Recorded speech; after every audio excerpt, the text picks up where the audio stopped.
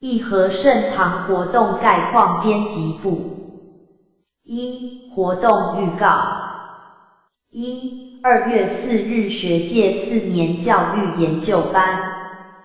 2、2月18日新春团拜。3、2月20、22日96年寒假大专高专成长营。4、3月3、4日新春志向班，神元山。5、3月11日新春志向班，花莲。6、3月18日新春志向班，台北。7、4月1日学界教育班。8、4月6、7日学界传营。9、4月8日人才教育班。10、4月15日新冠成长营。11、4月22日春季班。12、4月29日学界教育研究班。2、活动概况。1月1日举办年终悔过班。2、1月7日举办学界4年教育研究班，在花莲举办年终悔过班。3、1月14日在台北举办年终悔过班。编后语。泰国仙佛班南极寿星慈训，开示仙佛班及天人合一人。我一病，而今天降1到10值3期末节白杨其3草普渡，由人间办，因此不仅天人一病，亦是人鬼一病之时期，亦即3曹大事人间办。因天不言的不语，无人要负起重责办好白杨弟子之使命。人我一病如何是好？仙翁开示，要做到我的是你的是我的，不要太计较，不分彼此，大公无私，负起重任，亲近人心，促进天下太平，到传万国9州实现世界大同。承前人的，有理就让人讲，即如先师孔子云：“3人行，必有我师。”不论在社会，在企业团体，在道场亦然。集思广益，为人处事，可先听人建议，优者用之，不良者弃之。日本成立一贯道总会，是我国向国外开荒的漂亮成绩单。往理事长阐扬一贯道宗旨，可借其经济、教育、政治等均入世界大国之林的日本，能够接而将一贯道更加强传达9州4海，促进国际化的脚步，使修办道的疏腾道路更上一层绿。世界总会张理事长所提之教育语，是日本明治时代因美国钢铁制军舰访问日本，明治天皇英明睿智立即感觉到国家欲图强必须发展科技，于是倡导明治维新，领悟到教育之重要性，所以从基础教育开始下诏书，教育语从小学就必须背诵其下诏之基本做人之道理，即3纲5常8德等，亦即一贯道。道清修己度人，即修办道戒以救世之真理。此次日本成立一贯道总会，亦即明治维新之复制，量必能发扬光大及救世界，促进世界大同。在宇宙天地间，天元代表动，地方代表静，其四正卦不动，代表体也。自从子会开天，丑会辟地，迎令人将士以来，有七。佛治世，三佛收元，今已到了第7会69023年进卦，今已进入5会及3期末节年，由白羊三圣收元。在此会中因时运的缘而老令五教。圣人于各时段创立道、佛、儒、耶回等宗教阐扬大道之尊贵，但是终其目标是一致的，亦即万教归一统也。龙马附图的内涵，天道与人类之关系，河图的理、气、数、象阐扬天道之道理。图3期末节年来临，世风日下，人心不古，导致乱象续出不穷。人必须迅速拯救96佛子于水深火热之中，于是务必积极代天宣化，促进人心之净化，以修己度人，救世界，以尽白羊天使之重大使命。3期末法万教齐发，导致有假祖师，甚至以道场做敛财工具，尽求名相利益。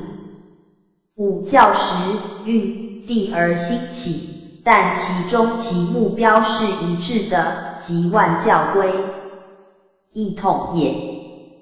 而天道应运而降于庶民，可在家修，一世修一世成。又不仅修己益要度人，并把道传九州，促进世界大同。此乃白对弟子之重大使命。道德之行，是何老前人年前到台湾开荒传道10年第一次亲自主持的盛会，以提升后学对道德之体悟实践。本篇系道德经观要章第1，是老子阐扬道之意。修道是要认理归真，请出具有的自信佛使能兼顾道心，虔诚发愿修办道，把办道当作自己的事业，全力以赴，使能发挥潜力修办道，使能尽尽责。修道是应有下列素养，如水之德能随缘就方，忍辱谦虚，不傲慢，能包容一切，要活泼、活力、朝气、道气，以身作则，品德兼修，多关怀后学，发心修办道，担起使命，拯救众生，道传九州，以促进世界大同。我们为人必须明白，生无生者为妈妈，生母，生为老娘。人有了灵魂时，有生命可以存活下来，生命之可贵即在于此。故无人不可忘记生生即生之母，而且100岁年老要回顾家乡面，其要从修办道着手，借以净化社会，使世界太平，促进世界大同之重责，无人必须负起并实践之。光阴似箭，人生几何？时值3期末法，求道4难，无人皆己获得，修己度众，是白羊弟子之使命。人生无常，莫待阎君传书信，再想修行已太迟。注印大德方明录，96年2月。李哲仁25本，李章远25本。鼎银公司董事长江清惠100本，林彩莹25本，谢藏琴25本，谢佑成25本，福慧人士25本，侯庆惠100本。侯君义25本，侯文廷25本，会播楚经部分，杨德香25本。Underscore10.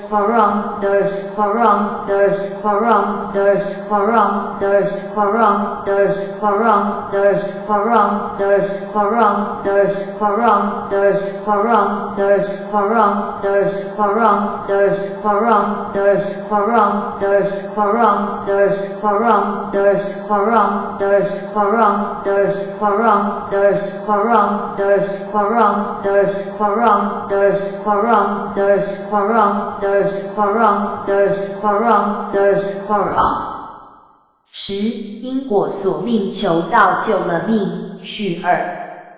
义和双月刊第10期目录年月。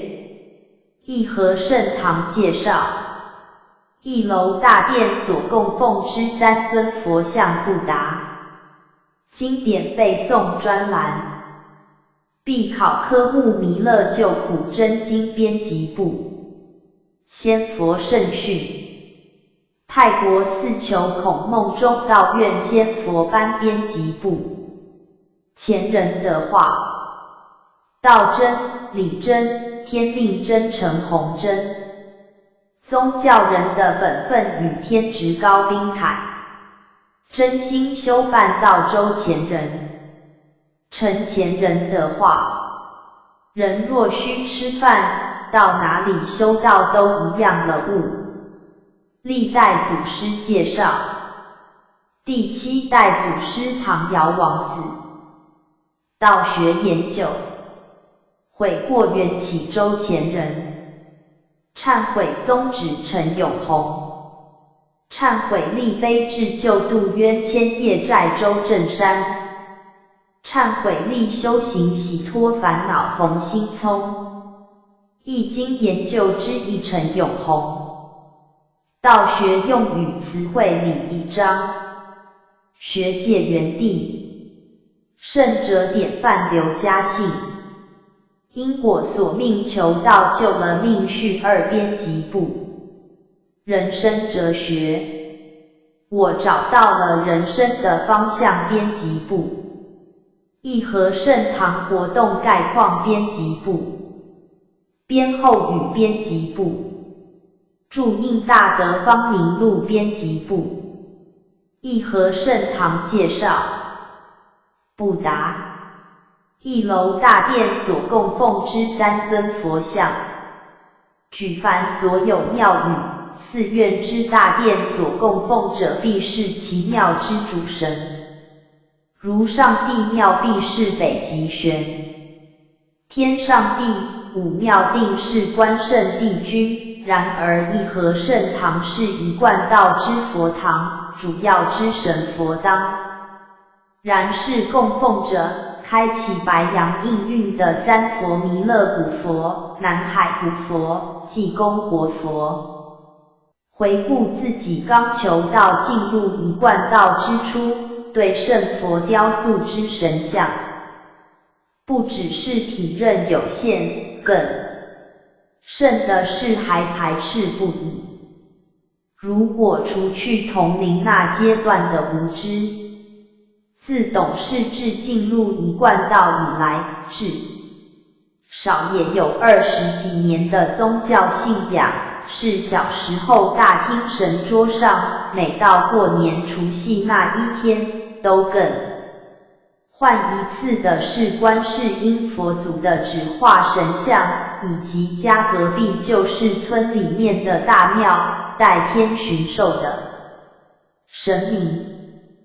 而有件事说来也很妙，在自己近20岁那年遇上了村庄的大庙建教的庆典，神明就借由鸡童指示所有的信徒，为了建教能达到祈福消灾平安的效果，需要吃斋7天。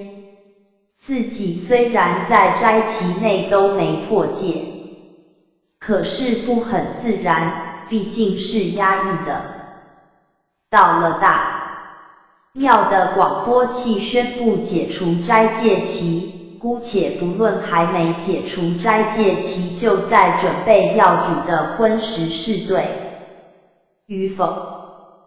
当下马上点燃瓦斯，下锅的并不是填饱饥饿的食物，而全是自己想吃的荤食，竟然连一根青菜都没有，只有姜是不能少的。那妙就妙在30几年来从未曾有的念头我要吃素食在自然中脱口而出，并不是参加法会后或所谓的道理听多了自然会吃素，而追根究底就是现在所要细塑大殿中的弥勒古佛的慈心三昧的弘慈大愿力之护庇的关系，而导览三尊佛像为什么要从圣佛的慈心愿力谈起呢？那是因为一切香都有毁坏的时候。世尊云：一切有为法，如梦幻泡影，如漏亦如电，应作如是观。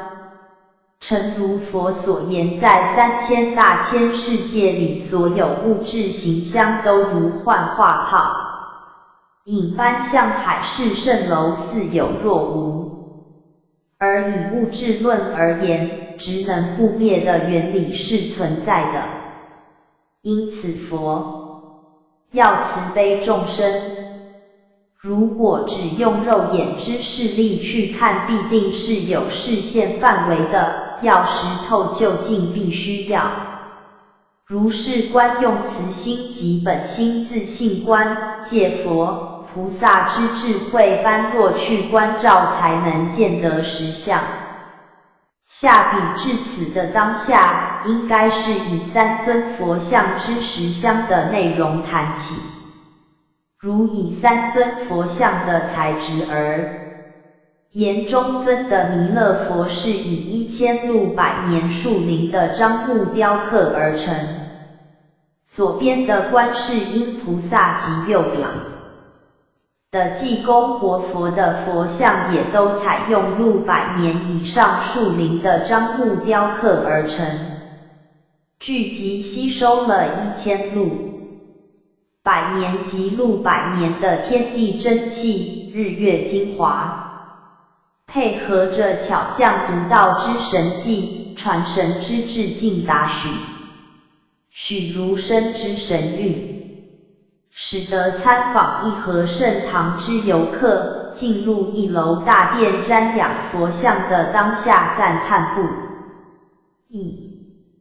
义和圣堂安坐落成后，就有环球混凝土厂的一位司机走走停停的一直拜进大殿，而且口中还喃喃自语：好可怕，好可怕。刚好周前人在场，就屈身而进问说：到底什么事，或是你看到什么？为什么只喊好可怕，好可怕？这位先生就对周前人回答说：太像了，真的太像了，真是不可思议，跟我在梦里看到的一模一样。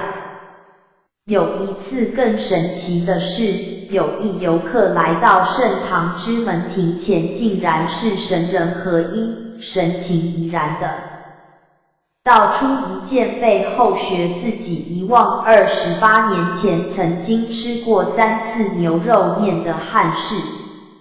这在大忏悔班会是很重要的。活佛师尊灵坛来慈悲，再大的过错，抵不过一个真心忏悔之悔字，那就是淡忘自己曾经做过什么错误，想要忏悔也无从忏起。所以这一游客在从容中不假思索地提醒后学此一憾事，真是太不可思议了。而游客的同伴在旁边提醒他的朋友不要流于空谈，想不到这一游客竟然指着他自己说：“我怎么知道啊？是大殿里面的仙佛告诉他的。”因为自己是当事者，所以对神通广大之定义略有所悟，尤其对求道后级成就弥勒净土家园之眷属倍感殊胜。弥勒尊佛慈心无量，观看众生遭逢三灾八难，沉沦六道轮回，诸般痛苦熬煎很，早就多次下生，历九转十生，化际因缘，示现人间。例如，第一世下生名叫檀摩流支佛世尊向阿难尊者开示。第二世名叫毗舍耶无垢，记载在悲华经。第三世下生名叫显行弥勒菩萨所问本愿经。第四世下生名叫与世大宝积经。第五世下生名叫弥勒下生经。第六世下生名叫传希，人称富大士景德传灯录。第七世下生名叫布袋和尚，于唐末五代后梁时在浙江奉化。第八世下生名叫李廷玉，万祖归真传。第九世下生名叫徐海无，道号极南正宗道统宝剑。第十世下生名叫陆中一，道号通理子正宗道统宝剑。下笔至此，又想起自己每当在佛殿中凝视弥勒尊佛肃穆中散发出慈心三昧香，于是想起第七世下生之布袋和尚圆寂于岳林寺林中前说一偈颂：弥勒真弥勒，分身千百亿，时时是世人，世人自不识。活佛师尊慈欲叮咛心语，三界十方诸佛菩萨与众生都在为此一次弥勒应运之普度因缘而庆幸，尽其悲愿全力地为三曹收缘工作而努力，而主导这项大因缘的又在人间完成。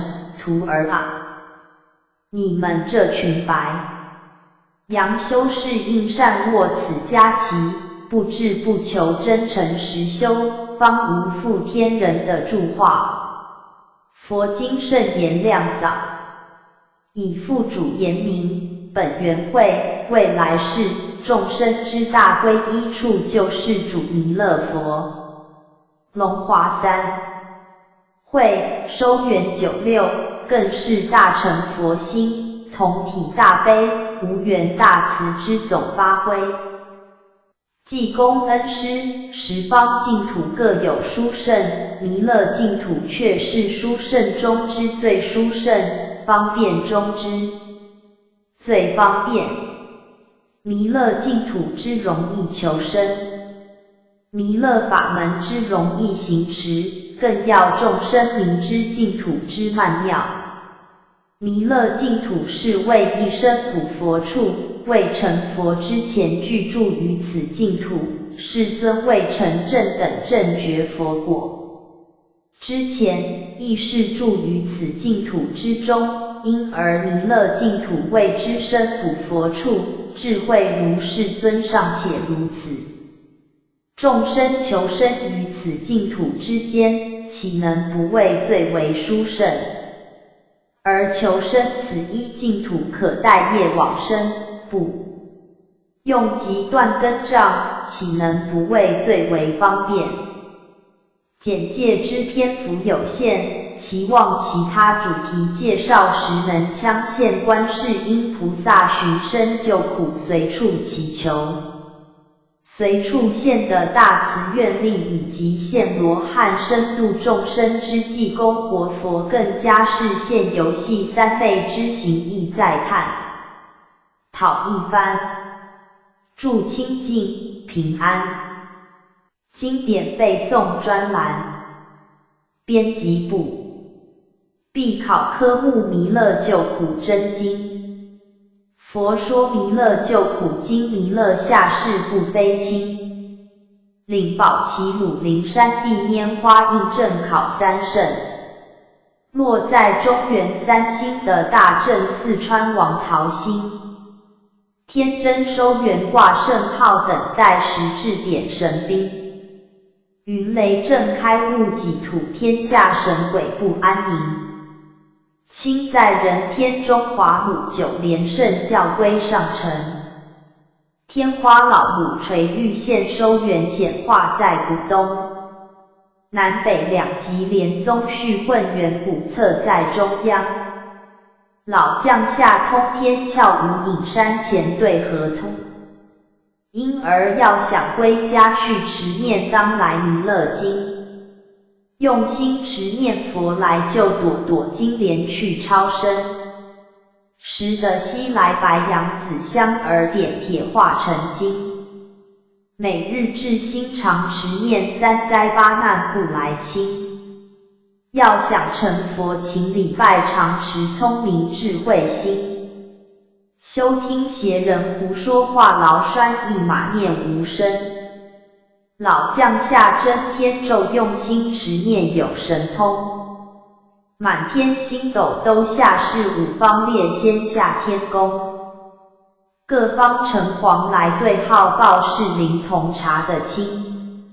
三官大帝慈悲助，赦罪天曹救众生。救苦天尊来救世，钦点文部接地神。八大金刚来护法，四位菩萨救众生。仅领36员将500灵官紧随跟。扶助弥勒成大道，保佑香儿的安宁。北方真5位将帅，青脸红发显神通。扯旗造旗遮日月，头顶森罗七宝星。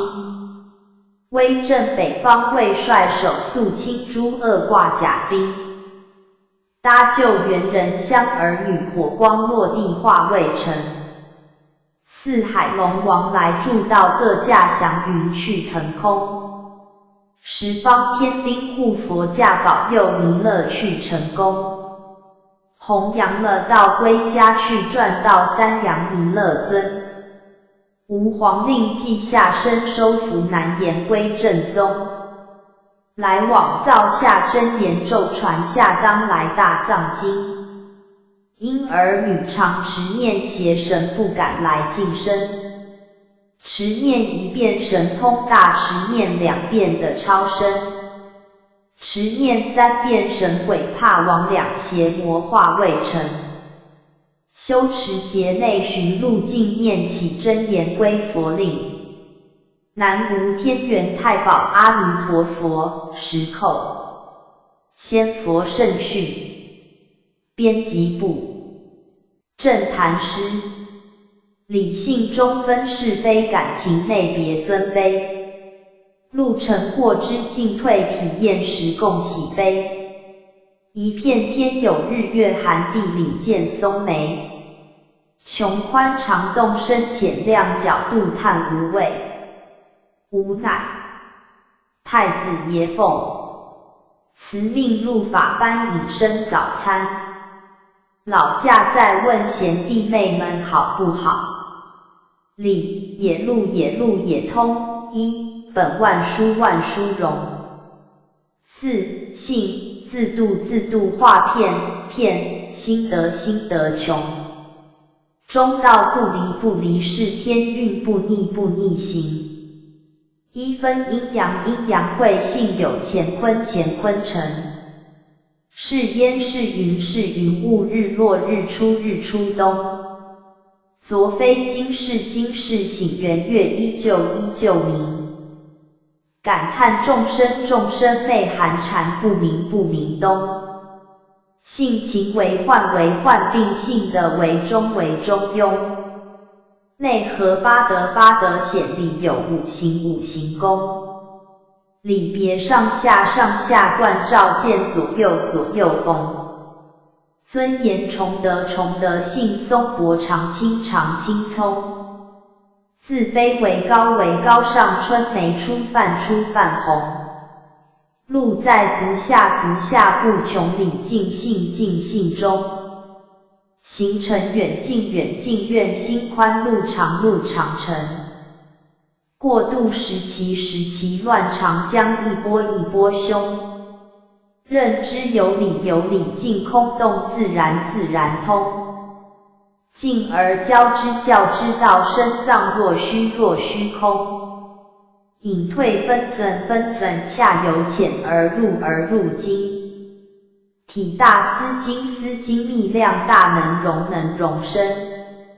试验生命用尖角方圆容。时也运制度外节之平。与共日月照窥探到气冲。喜意美语阔无边穷。无悲可言欲作为英雄风。上下波浪序。理性中分是非感情内别尊卑。路程过之进退体验时共喜悲。一片天有日月寒地里见松梅。穷宽长洞深浅量角度探无味。引词驾返天交应。太子爷白话词训。你在忙什么？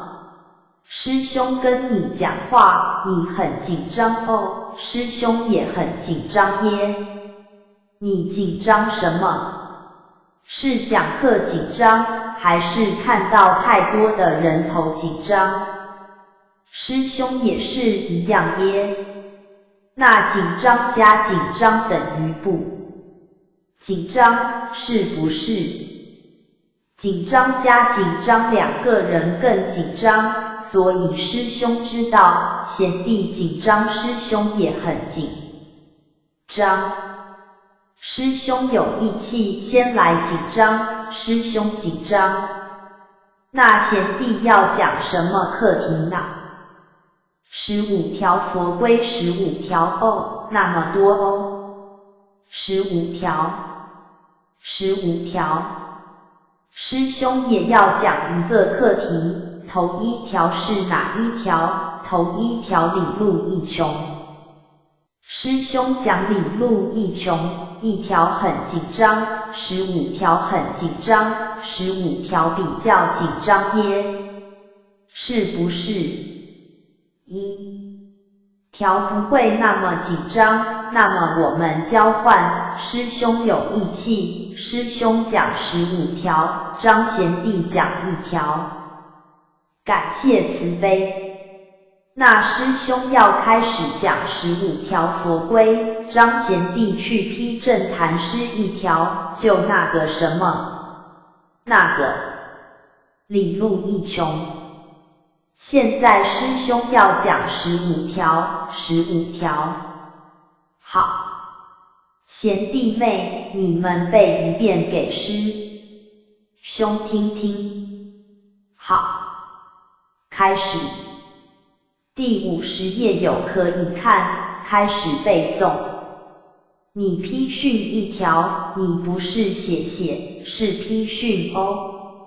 你批训1条，你批训1条，师兄要穿礼鞋。你批训1条，理路一穷，师兄负责讲一个，就是15条佛规，15条讲完了，大家笑，鼓掌 ，yes， 哎呀，不是这样啊，那个已是过时了，是仙翁的，要咕噜。师兄15条讲完了，你怎么还没有批完？我们交换了呀，怎么办？我们需要沟通一下，刚刚不是讲吗？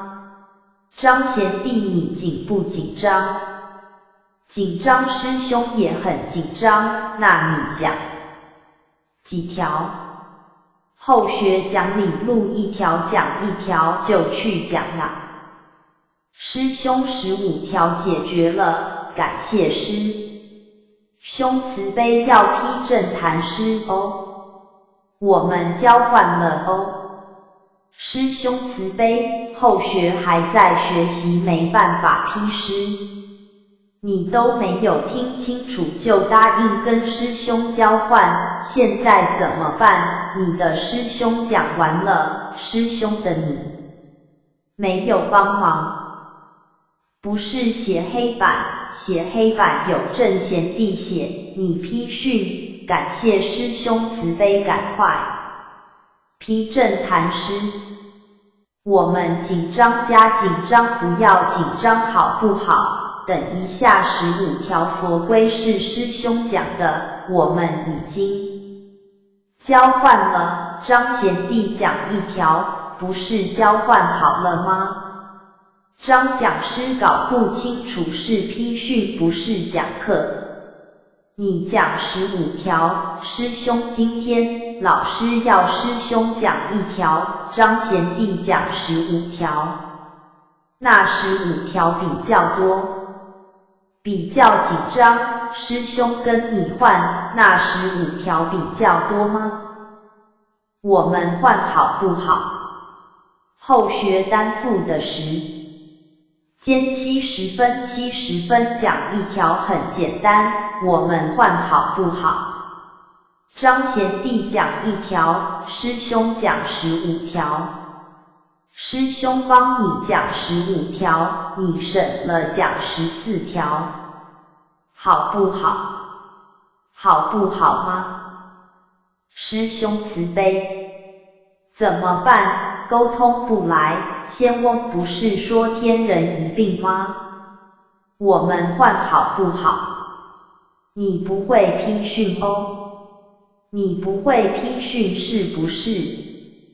后学不会，师兄帮你啦，好不好？感谢师兄慈悲，但是我们换了哦，师兄是有义气帮你而已哦，换了哦，换了哦，批训一下子，师兄帮你哦。像师兄这样静坐，师兄批训，你很紧张，师兄也很紧张，但是师兄功夫比较好，马上镇定了，你在一旁向师兄学习。批训中，师兄请张讲师解释训文是先讲一条，不是讲15条。那算了算了，张贤弟你到旁边去向师兄学习，师兄要下去发挥发挥，竟然找不到救兵耶。那今天老师说要讲理路一穷，很深很深，是不是？那师兄就深入浅出好了。好，很多弟妹说师兄讲话都不清楚，还想讲道理，会不会不清楚？不会还好，师兄比较有一点信心讲理路一穷，没有吃香蕉没有智慧。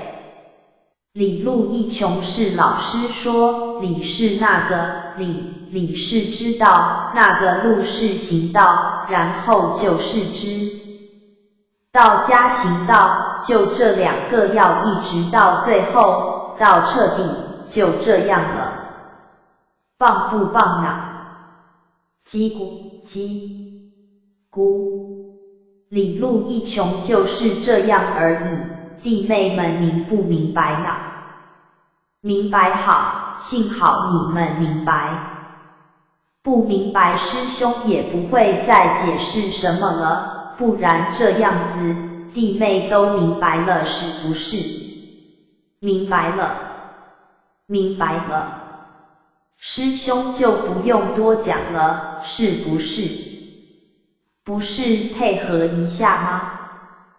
师兄不会讲了啦。叽咕叽咕，师兄很忙，现在要吃香蕉，那么理路一穷的道理呢，就很深很深，很长。很长，就像你们茂田师兄讲的，生死一梦啊，什么真假一同啊，什么人我一并啊，就这些。好，我们开始读那个，读生死一梦的那个，开始读。师兄现在很忙，从头开始，师兄很忙，弟妹们慢慢读哦。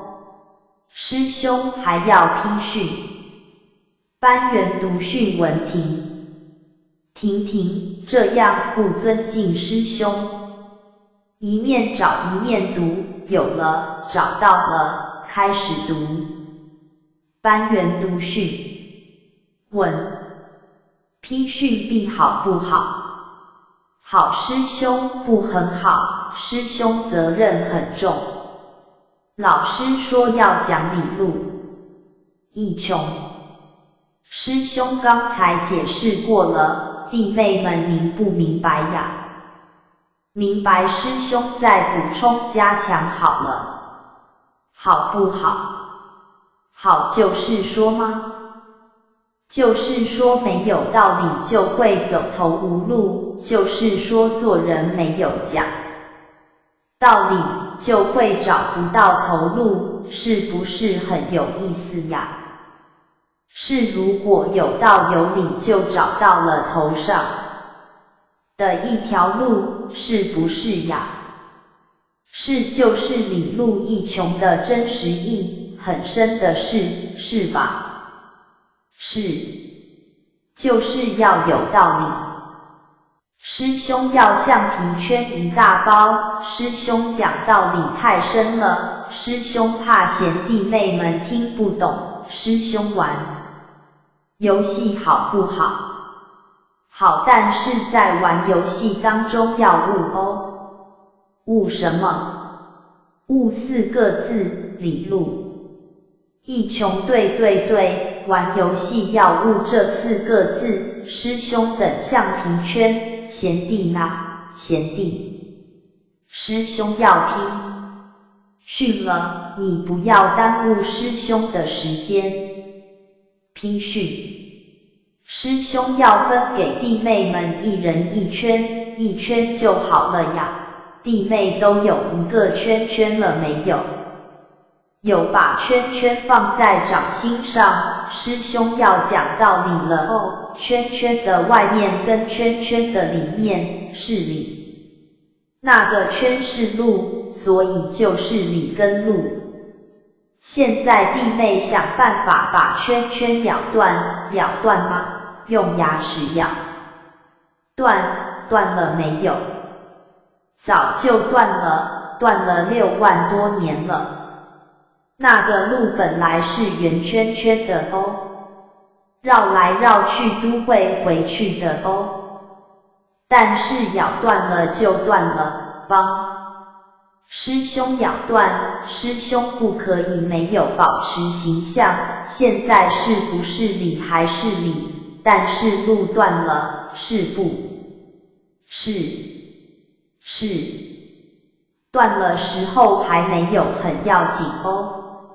要紧是弟妹又执着，你打个结，弟妹又无名，又打个结，2例了，弟妹又贪心，又打个结，还有又嗔恨，第4个结，还有又痴心妄想，5个结，还有什么？那个12是什么？还有又杀人吃肉，又打个结，还有又偷人家的东西，再打个结，好像不能再打了耶。就这样，那个一条，那个理路变成这样，是不是就回不了家了呀？是不是呀？是，师兄看拉得很紧哦。拉得很紧就是严重的堕落耶。但是今天不可以哦。今天师兄讲理路一穷，是不是？是。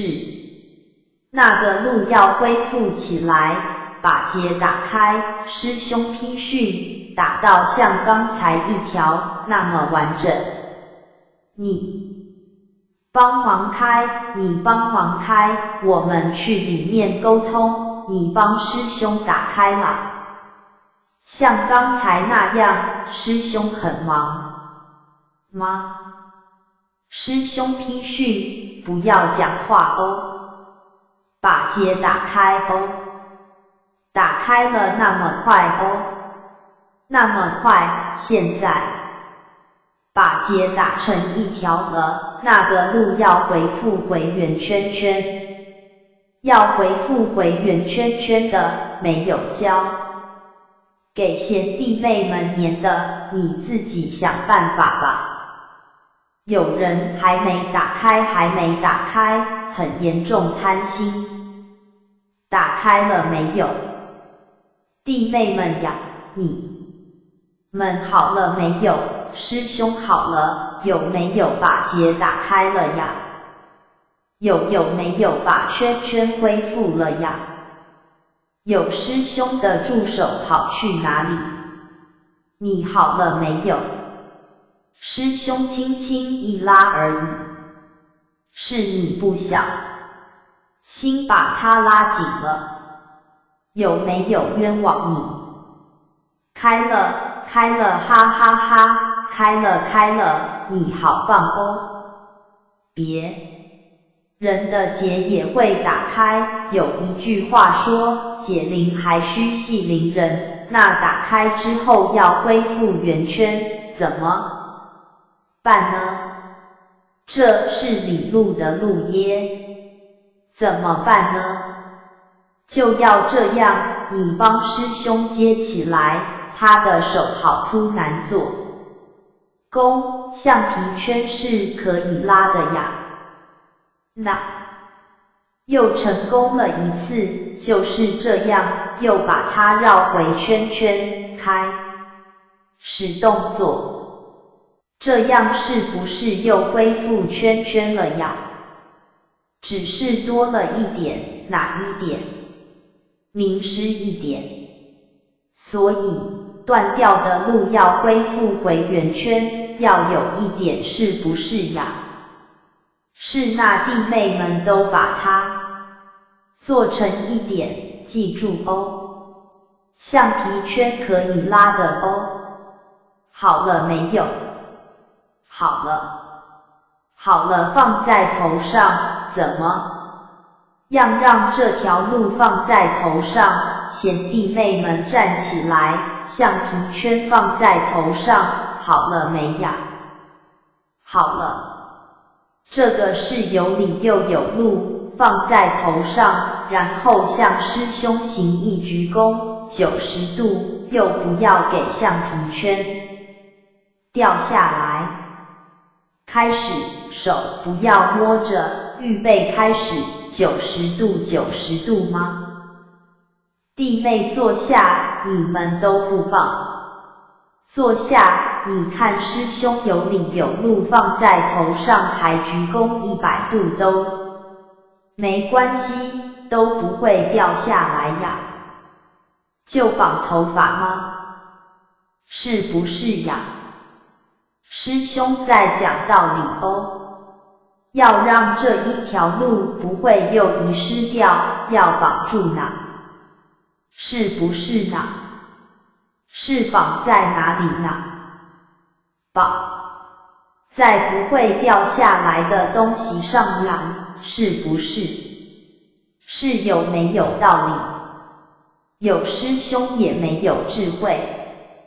你们都没有智慧，所以这个游戏嘛，就是说4个字，什么字？理路一穷字。己的路自己想办法呀。要师兄教好丢脸哦，是不是呢？那师兄批训好了，但是还没有完全好耶。因为老师说弟妹听了好多的道理了，有没有？有。工作人员推出白板，那你看自作聪明，师兄还没有批完，但是不要再黑板了。师兄讲到哪里了？就是老师说弟妹听了很多道理了，是不是呢？那就是很有道理了哦。还没有道理哦，还没有道理哦，已经剩时间不多了耶。所以吗？老师说要给弟妹，师兄的训文还没有批完整，要给弟妹填充，好不好？要弟妹填充呀。开始想啦，你们不要忙师兄呀，师兄自己会保重啦，你们也要想题目呢。还有点传师，你们也要想题目呢。填充要填充哦。这边李路一穷的训文填好了，现在谁哪一个弟妹会填可以出来拿红笔填。师兄没事了，你们填充了。师兄给弟妹50分钟，50分钟太长了，师兄给弟妹5秒钟，开始，是不是很难啊？那填满哦。李和路要走到完哦。师兄点名，你去填一格，随便哪一格，是随便哪一格，不是随便哪一个字哦。要有理有路的呢。师兄好有智慧哦。叽咕叽咕。好，下一位，你们在座的如果不动，师兄要点名了哦。以身作则，不可以跳来跳去，修到哪里可以那么自由。高兴填哪里就填哪里，现在重头看起，这里还有空位，要填满才可以继续哦。一位年长浅自动出来填写，勇敢哦。老而不朽哦。不是老而不休哦，要填好哦。师兄要吃香蕉，师兄要吃香蕉。点传师起立，点传师要带动才行，不然场面冷冷清清，是不是？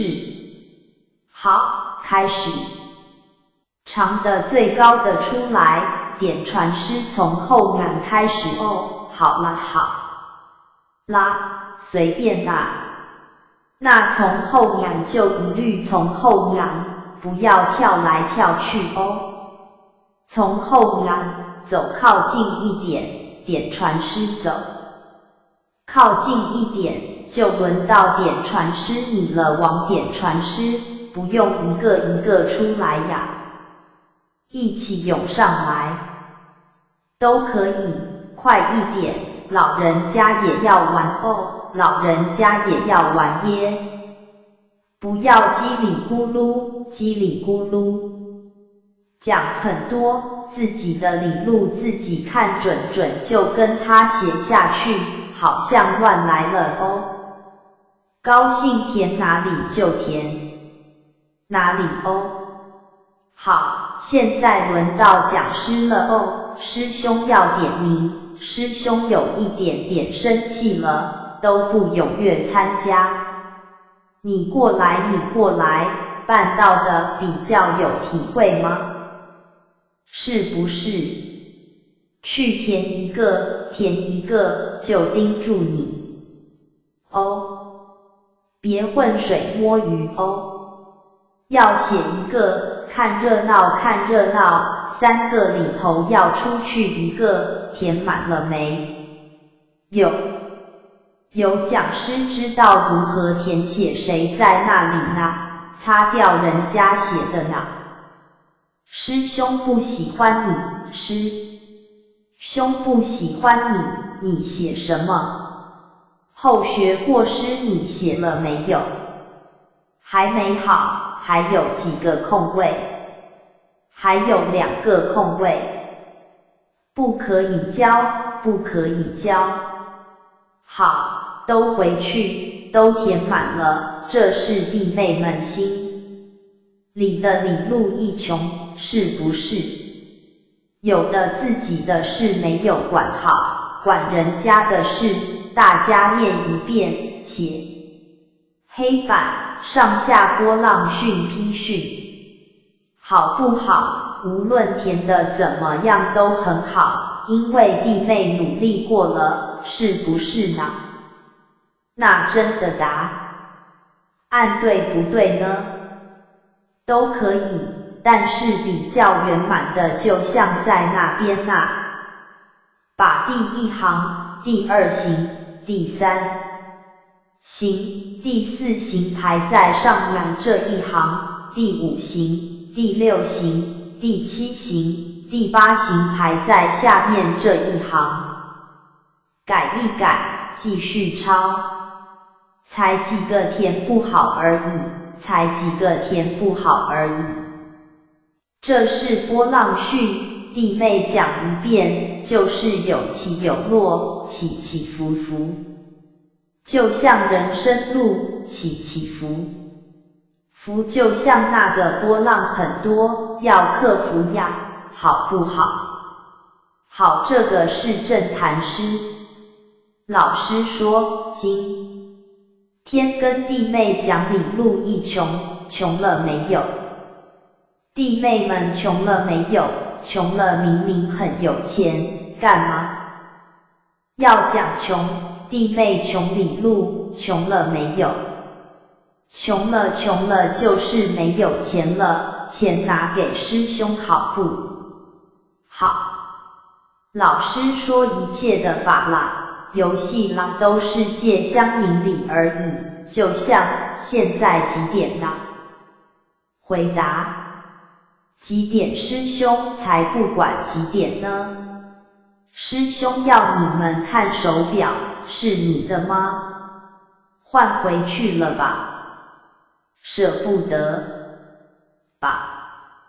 老师说要过河要有船，过了河要上岸，那个船还要不要背着，就自己去决定了呀。仙翁玩游戏为了给弟妹明理，明理之后要不要换回去，不要牵涉到仙翁了哦。弟妹呀，几点了啦？几点了啦？师兄要知道，回答几点啦？那么多点，永远要1点好不好？就像师兄要弟妹填充啊，讲得天花乱坠，还抓头呢？那答案就在重点的正坛诗而已呢，是不是呢？是，所以修道不要想太多，好不好？那个心不要很复杂，还有偷偷擦掉人家写的，因为他想到了答案，所以理路一穷就是很单纯的，很单纯的。那个橡皮圈不小心咬断了，就打很多结，再把结拆开，拆开，再打1点结，给它圆起来，好不好？就这样，很深很深的道理，是不是呀？是。张贤弟在哪里呀？师兄1条讲完了，那你15条自己讲了哦。师兄不跟你换了，好不好？好，那弟妹师兄这1条听清楚没有啊？有没有听清楚这1条呢？有那师兄就可以回去见老母了。如果今天不明白，师兄还不可以交差。明不明白呀？明白好放哦。叽咕叽咕。引词：母驾返天交印。前人的话。道真、理真、天命真。陈洪真。编案：本文为一贯道世界总会陈副理事长于日本一贯道总会成立大会中。贺词全文。开创新局。感激天恩师德浩瀚无疆，感恩老前人大德普照，日本道悟开荒，得天独厚。感恩诸天神圣、万仙菩萨，搭帮助道，感应显化圣迹斑斑，成全了许多栋梁之才。各组各县同样蓬勃发展，人才济济，印证了老师当年的词勉，将来道传万国。九州在师尊、师母统领天命70余年，不仅道传世界各地，也纷纷得到各国的肯定与表扬。难能可贵的是近几年来，申请各国传道的准证一一获准，更印证了道真、理真、天命真的殊胜，传承永续。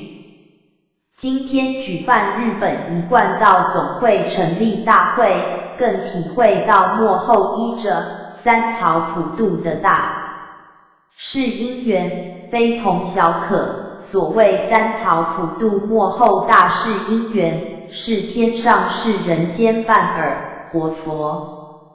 老师辞世，个人生命有限，而慧命却是无期，这是老师慈悲宏观的期许，更是我们对生命的最高目标。所以不仅道场慧命要传承永续，办道正知正见的想要传承永续，正宗正法的圣脉亦要传承永续，这样各组各县老前人慧命才能传承永续。人才的栽培，为达永续传承，第一要先从人才培养做起，以落实道场的教育为重。第二是健全会务行政联络体系，使上下一心，团结一致，同心同德。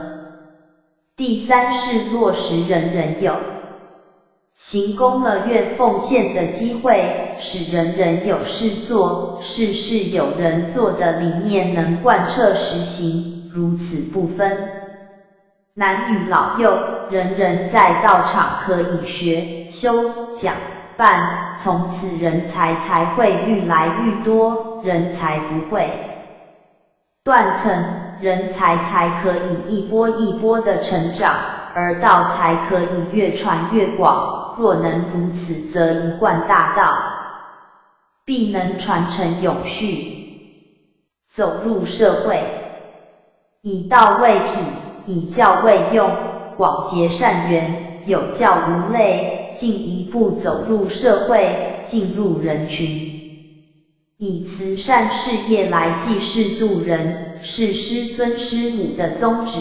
各位理监事都是各组县前人被推选出来，具有服务热忱的优秀人选，大家要团结合作，不分彼此，做好总会服务功能的角色，为师尊师母不得，为各组县老前人争光，使日本一贯道总会会务更蓬勃。各位理监事因缘好，有了崇高的立场，更要以身示道，循善诱，接引众生，则道场慧命才能源远流长。各位典传师、讲师、坛主、总会成立后，大家更要精进团结、合作、和谐地造道场的新气象，帮助国家、社会在光大师尊、师母圣德于无疆之秋。最后祝大会圆满成功。活佛师尊辞世，找回道心的时候，其心最大；欲心全无的时候，其心最宽。人在生气的时候，心最狭窄。宗教人的本分与天职。高宾凯。编案。本文为一贯道世界总会高副理事长于日本一贯道总会成立大会中贺词全文。中华民国总会王理事长，日本总会口理事长，世界总会陈秘书长及各位副秘书长、各位点传师、各位道亲前贤、各位长官、各位来宾，大家好。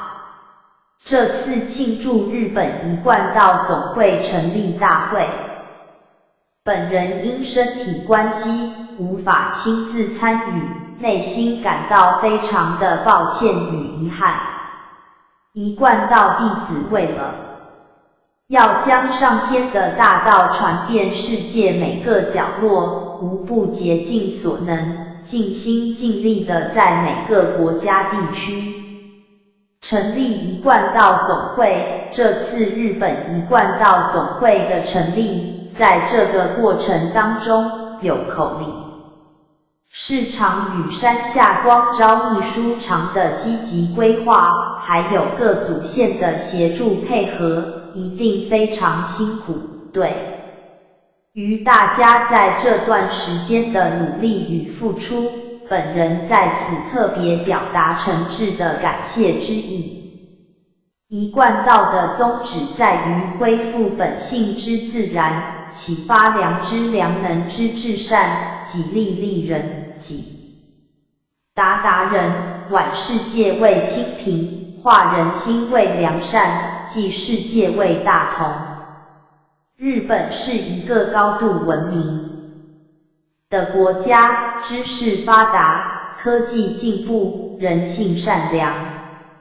因此，成立日本一贯道总会，定能将此一贯道的宗旨，透过组织的推动与运作，让一贯道在日本生根，并对提升人类心灵与促进世界和平，尽到宗教人的本分和天职。日本一贯道总会既已成立，希望每一个组线都能在理事长口有数哉点传师的领导及所有理监事的共同经营下，团结一心，全力支持，不论是为道务发展，或为人心事丰，或为道脉延续，或为超凡入圣，或为超越生死，一定要将此大道发扬光大，才能为人类的良知带来多元的光辉与肯定，这是大家的责任与使命。最后庆祝大会圆满成功，大家身体健康，圣凡如意，真心修办道。周前人。一、前言。得道有四大难，即人生难得，中华难生，三奇难遇，真道难逢。我们既然四大难均已获得，而得道，就要虔诚为修办道而全力以赴，以期待回乡念之一天早日来临。二、修办道的目标。承担是逍遥的开始，责任完了才是人生最大的快乐，今天想得无比殊荣。走在人生的途程中，修办途中，肩要挑得动，手要提得起，脚要走得开，眼要看得远，耳要听得明，心要放得下，这才是我们学到的目标。师尊云，什么是活佛？要有以下原因。活着的时候就要成佛，因生命无常，当握机运而行。佛法在日常生活当中，不假外求。佛法是活泼玲珑，千变万化，墨者行香。办佛事，学佛行，需要大活力，猛勇精进。道是一条归天之路，也是一条不归路，单行道永远不再回头的路。能够行道是一条路，不能行道只是口上言说，知道而能行道者方有道行。知道不行，道非我有，虽然是明明白白一条路，多少人千千万万的人不肯行。睡到2、3更，什么功名都成幻影，想几百年后，无论老少皆为古人。我们先要认识佛，肯定佛，学做佛，成就佛，4个过程皆在名师一指点中同时完成。总而言之，要说佛话，做佛事，存佛心，是有成道之一天。3. 修道士的人生观。师尊曰：人生4观。苦海观，人生只如苦海。应劫观，天道乃应劫而生。天时观，5味交替普度时。解脱观，名师一指当下顿悟，解年去复。修道的目标是钻入别人的瞳孔而不刺伤人的眼睛，停在别人的心板而不踩伤人的心。修道贵在品德，行道贵在热忱，修道修心。办道静心，用心在道上，用心在众生身上，这才叫做静心。佛法在日常生活当中不必外求，自己父母就是在世活佛，佛法是千变万化，缘至切勿错失佛缘。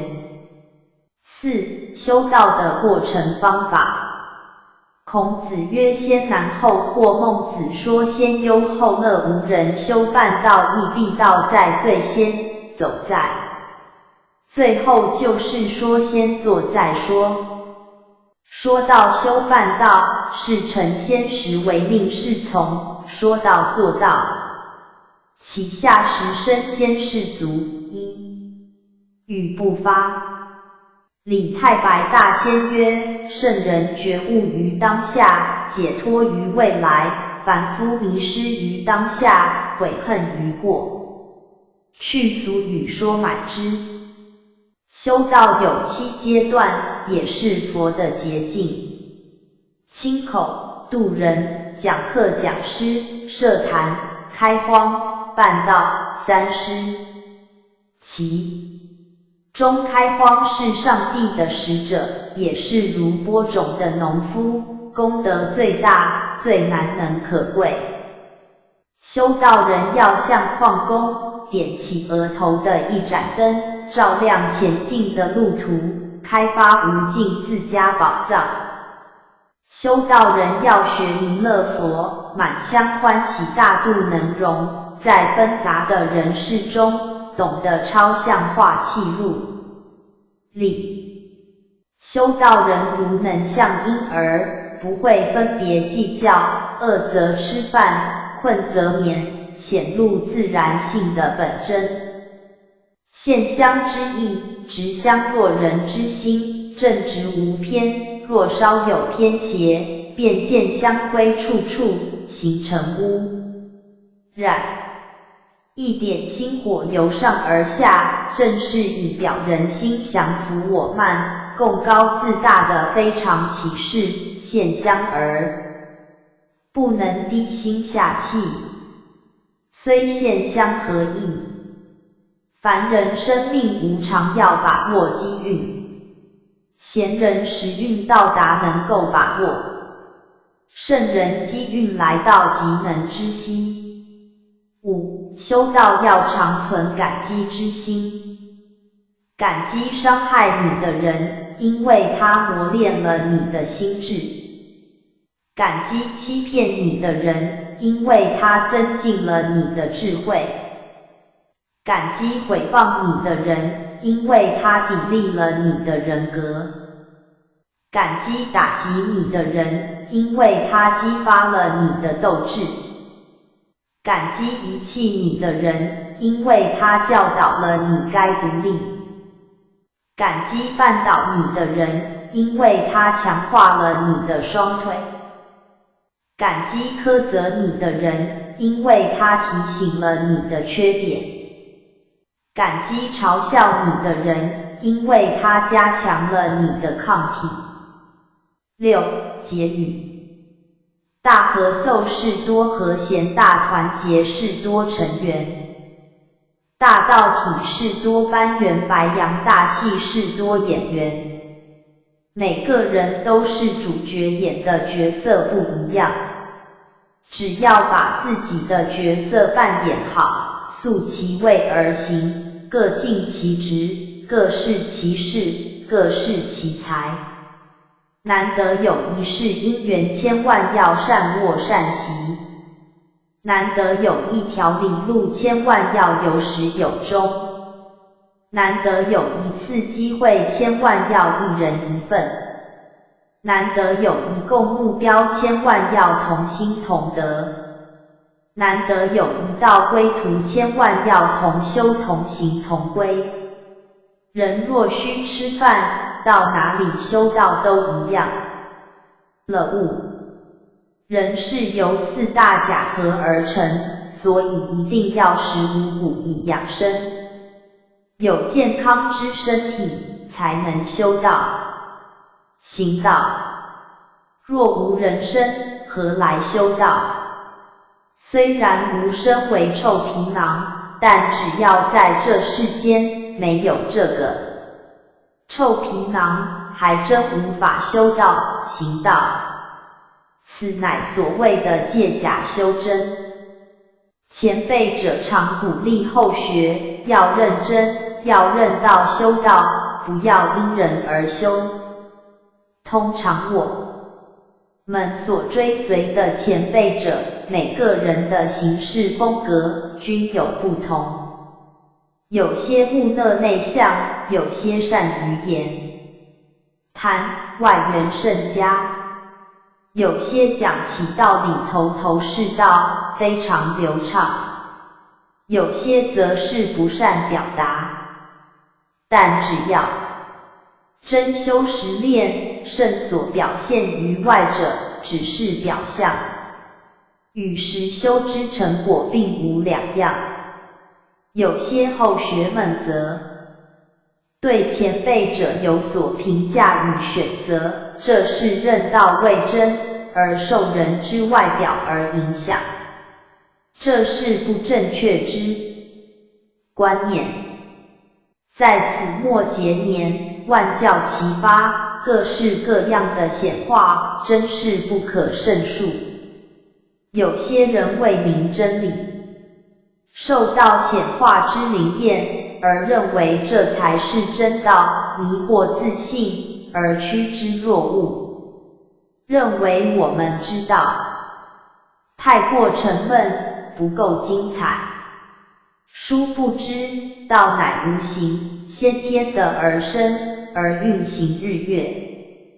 承前人生前，见到后学们痴迷，认道不真，时常看到别处显化灵验，或者认为在此道场中过于平淡，在此无发展，到别处则有更高之名位，或者别处之师。复讲道理舌灿莲花，讲得天花乱坠，就认为道在他处，而去追求身为痛心。因此常以人若需吃饭，到哪里修道都一样来唤醒后学们的迷失。他又说，如果到别处修道，能够不吃饭而能成道，那就去吧。毕竟人是带着肉体，必须吃五谷杂粮才能达到借假修真而成正道。历代祖师介绍，王子，第7代祖师唐尧。唐尧姓伊其氏，号放须，帝喾的后代，母亲都，感是龙而生，身长1丈，上而峰下，眉有8彩，足履一心，有甚德，15岁即帝位。初封陶，又封唐、建，都平阳山西临汾。始传心法，是一位非常仁慈宽大而有智慧的君主。他在位的时候，天下大治，人民过着自由自在的安乐生活。他因自己的儿子不孝，不将君主的职位传给他，而决定将帝位传给一位有才有德的人。他咨询四方诸侯之后，他们推荐以孝顺闻名天下的舜来继承。这种传贤不传子的公天下之局，叫做禅让。自皇帝传至尧帝，天道之心法真诠曰，允直觉中4个字，而后尧帝将心法大道则贤而受传。于有德之人，不云传道，只曰禅让逊位。而尧祖接续祖位，在位100年，其一生仁德、修己为人的精神，最博得孔子的赞赏。孔子说：大哉！尧之为君也，巍巍乎！为天未大，为尧则之。荡荡乎！民无能名焉。巍巍乎！其有成功也。焕乎！其有文章。史学大师司马迁译道：其人如天，其志如神。9. 知如日，望之如云，富而不骄，贵而不疏。尧帝特别重视的是农业。那时中国农业兴盛，虽然皇帝已经制定了历法，可是春夏秋冬还没有分配详细。每年农民要播种插秧，只得靠个人自己经验，丝毫没有标准，往往不是太早，就是太迟，并且参差不齐，各自为政，自然收成也大受影响。尧帝觉得这是农民最大的问题，便派了羲和等4人去东西南北4方测日影，测出每年系365日有余，将之分成春夏秋冬4季和12个月，还定了闰月，以闰月来正40。农人有了这样一本指导耕耘的历书，方便多了，不需自己摸索，依据历书，按时播种，按时收割，使得农作物在收获上有了更多的成就。尧帝有一则公天下的史实，是名闻古今中外的，那便是创行禅让政治是了。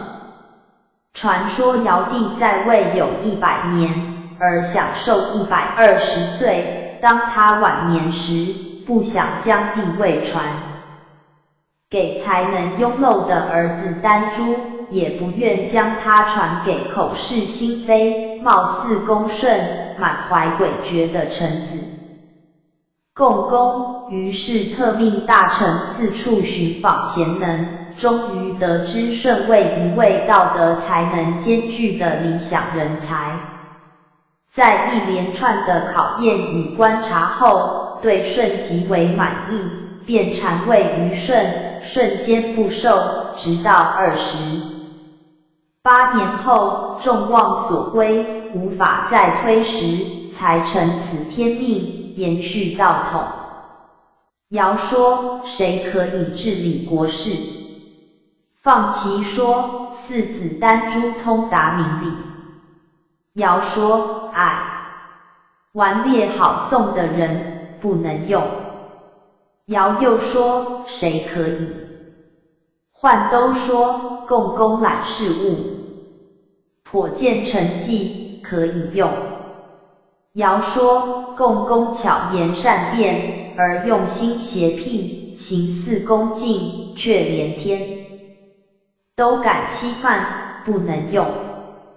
尧又说：那四方诸侯领袖，滚滚洪水漫天而来，浩浩荡荡地包围了群山，淹没了丘陵，老百姓忧心忡忡，有谁使他能去治理呢？四人都说：鲧可以。尧说：鲧这人违背命令，残害同类，不可以。都说：先用看吧，真的不行再不用。尧接受了他们的意见，用了鲧，9年下来，治水的事业一点没有成绩。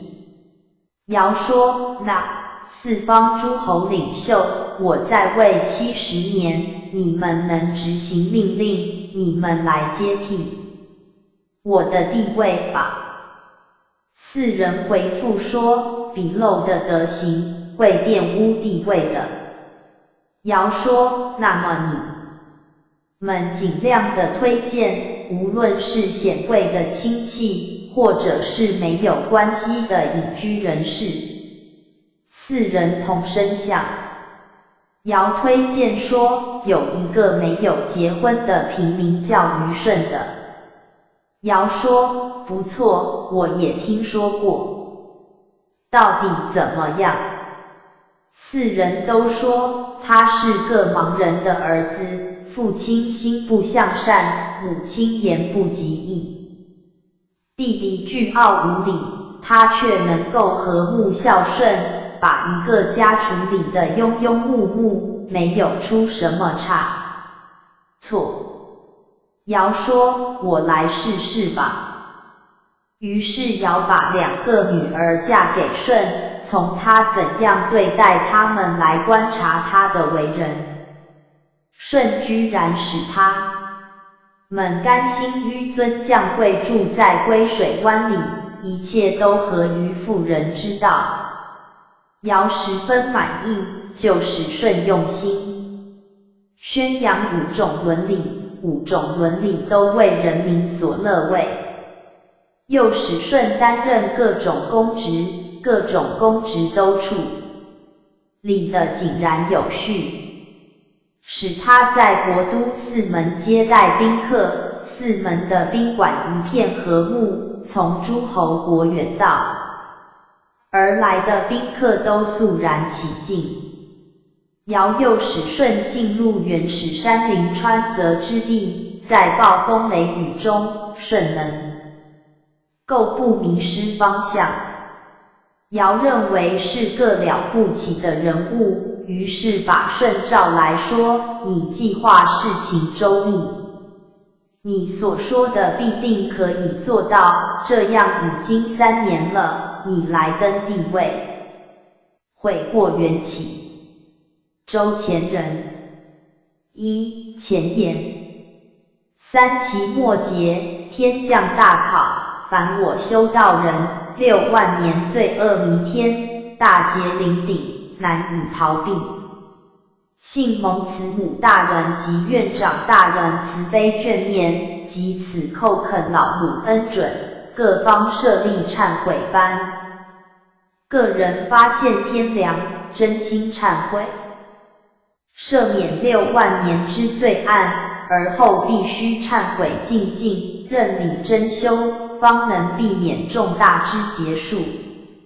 如有虚心假意，不真心忏悔者，皆难逃躲此番结关。悔过班中真忏悔，此乃悔过班的殊胜。2. 不知过焉能悔过？犯过易，知过难。知过易，悔过难；悔过易，无过难。研究过失，过失是众生的常态，天天犯过，天天难过。生过，习性、乐趣、毛病。身是功德母，亦是造罪的工具。习性乃是不知戒律，不守规戒，不知体质所养成的惯性，放纵习性变成恶习，在身杀盗淫，在口恶口绮语两舌妄言，乐趣享受沉迷放荡攀缘安逸，去者起屈复悦等于往，损者三乐。子曰：乐交乐，乐似游，乐厌乐。毛病粗俗的小动作，低俗的生活品质，自私自利的相处态度。毛病是每天生活相处重复性、轮回性行为动作，道之无形无相，行于外应修者而显。庄严、威仪、气质，道气是道的无形广告，而毛病存在于道场，是道的破坏者。生过则失礼，礼失则无以成，盖礼者人之模范，视之仪表。道德仁义，非礼不成；教训正俗，非礼不备。同修上下，非礼不亲；佛规行法，非礼不行。故人有礼则安，无礼则为。子曰：苗而不秀者，有一夫。心过，身过易防，心过难防。心是思想的层次，决定未来的去处，决定命运、行为、因果、精进、懈怠、犯过、改过等。心过简而言之，是为思想不正确。我的思想是否正确，存疑、质疑。佛的思想理，众生的思想律，佛的思想平等观，众生的思想差别观，佛的思想单纯，众生的思想复杂。谨慎是佛的思想，在自己思想生发作用，故心过易改。观照是用佛的思想，在对照自己的思想，有过滤净化改良的作用。故曰：明理则心过易防。迷惑是用世间的思想来看自己的思想，故心过易犯。烦恼是用猜疑的思想对世间因缘变化不纯的见解，故杂念滋生。心过则失意，知人知面不知心，日久见人心。相处贵在和，和者止于义。义者心之至，事之宜，不偏之理。礼曰抱义而处，义能自立，环境变，心不变能守。义曰义以方外，方者内言，而知所谓，外者能仅懈怠放肆之非也。子曰：君子喻于义，小人喻于利。义是修持、度量、廉耻、正气、克己，故君子也。利是思己、计较，不知廉耻，纵欲，人己邪心，故小人也。心过者居难有所守，出难有所为。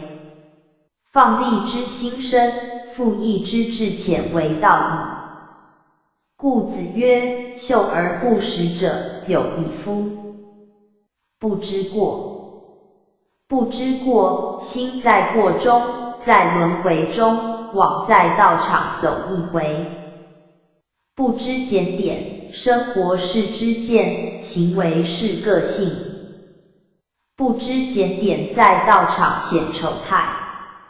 人才不知检点，难以度人；讲师不知检点，难以化人；前辈不知检点，难以服人。不知法，道场有很多的班次，班班皆是施法启法。知法明理，才能常自见己过。我们参班的形式，有知法的理论。无法度世通病环境，无法掩饰弊病维系，无法门视疾病入手，无法则是大病不知止。验过，修道的本质是如何把过拿掉，拿掉过是要知过，知过而来掩过是修道的大愚痴。修道难得知过，知过是历劫生命中的一线曙光，是欢喜的、解脱的，何来？畏惧掩饰。知和而和，圆满中的不圆满，小人中的小人。知美而美，本也是贪、嗔、痴。口是天堂，心是地狱，行是阿修罗。人是因为不了解而结合，因为了解而分开，此乃演过的后遗症。真是实，假是虚，真的假不了，假的真不了。故子曰：可与共学，未可与是道，可与是道；未可与利，可与利，未可与权。3. 为了自己应该悔过。修道的价值观在于知错、悔过、无罪，确认修道的宗旨。修道不是了福报、平安、显化、崇拜、人情，而是要有言行合一的真实感，改过成熟的迫切性，勇于认错的知耻观。定位是修道人，把自己定位在修道人的范围，则处处戒慎恐惧，时时精进日新。在理中能生根，在欲中能察觉，在念中能警觉。4. 结论。必佛性即有过，显佛性即悔过，正佛性即无过。忏悔宗旨。陈永红。1. 前言。忏悔的宗旨就是去除心性中的杂尘缘。无人心性本来光洁无染，六祖云。菩提自性本来清净，但用此心直了成佛。但因受时空、环境、六尘缘蒙蔽，六祖云：缘邪见障重，烦恼根深。心性受到杂尘缘的侵入，如同咱们身体受到病毒侵入。咱们要怎样把病毒赶出体外？忏悔的宗旨就是要把杂尘缘赶出心性外。2. 铲除缘野心。什么是缘野心？缘一时生，因缘是你的妄想心所造出来的，造出来后，再依你的妄想心而成这个业，你要修办道吃素，这是善业，杀人放火就是恶业。11缘生，缘生万法。你的妄想心就缘生出来，缘生出尽你就随缘转了。6时从缘生，就随着做善因结善果，恶因结恶果。我们的心就像装了一群鸟的鸟笼，叽叽喳喳，自己吵自己。如果能够将心灵的鸟笼打开，让鸟飞走，那么内心就能得到平静。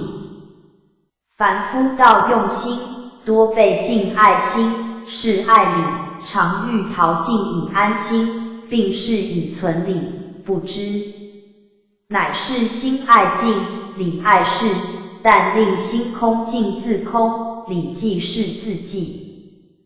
如何打倒缘也心？一切的东西皆是缘生，既是缘生，就没有自性，它是既存的，它就有生灭，没有自性就空了。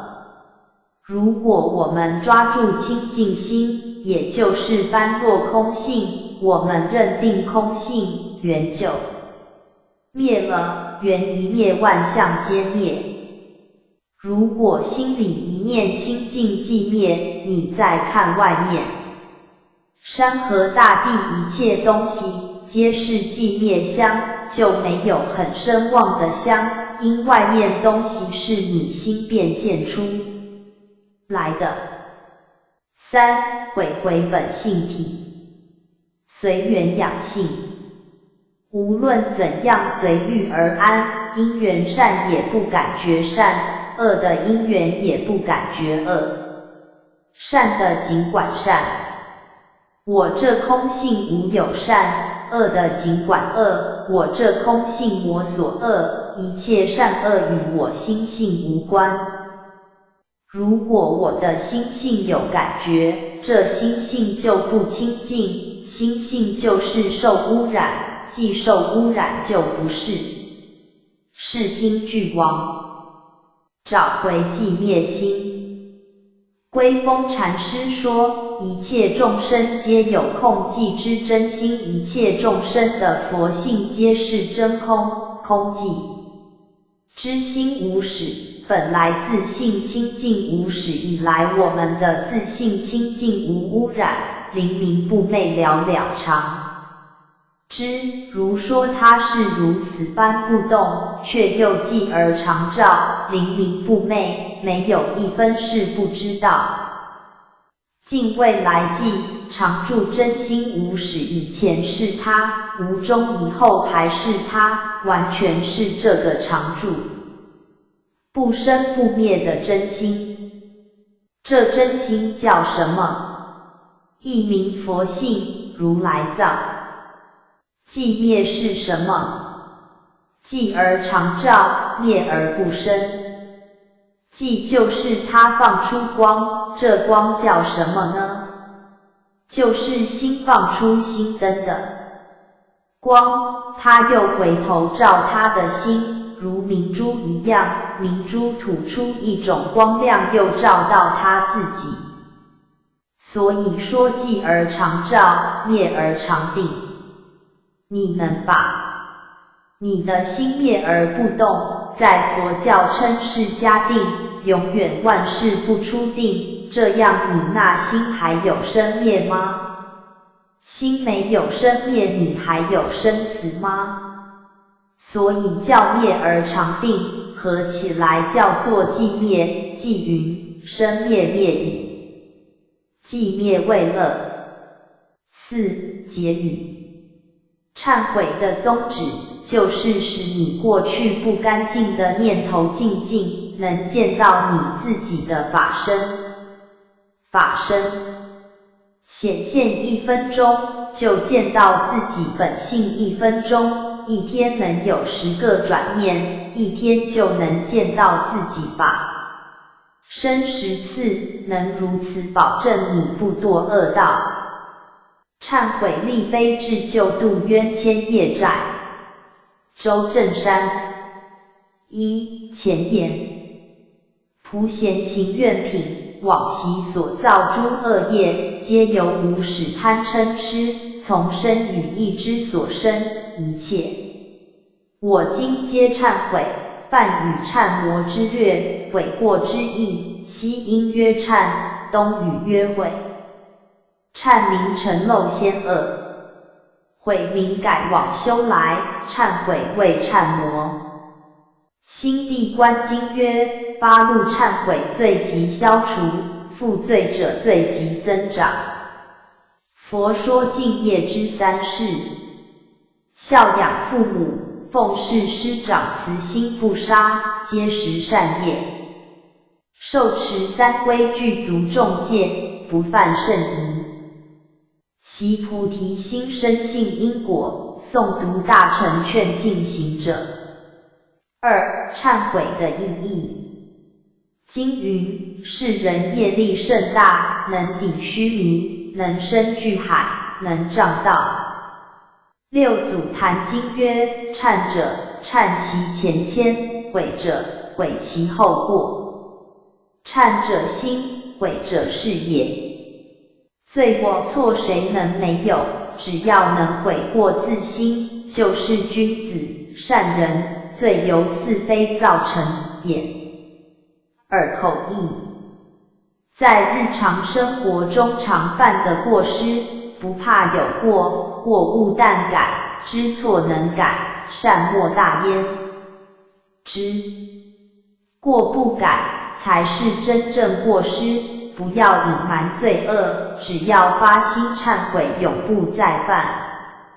人若知悔改，不要一错再错，勇敢面对现实，决心痛改前非，大彻大悟，把握人生的方向，理念要正确，思想要清明。自古到现在，没有人一生中无犯过错。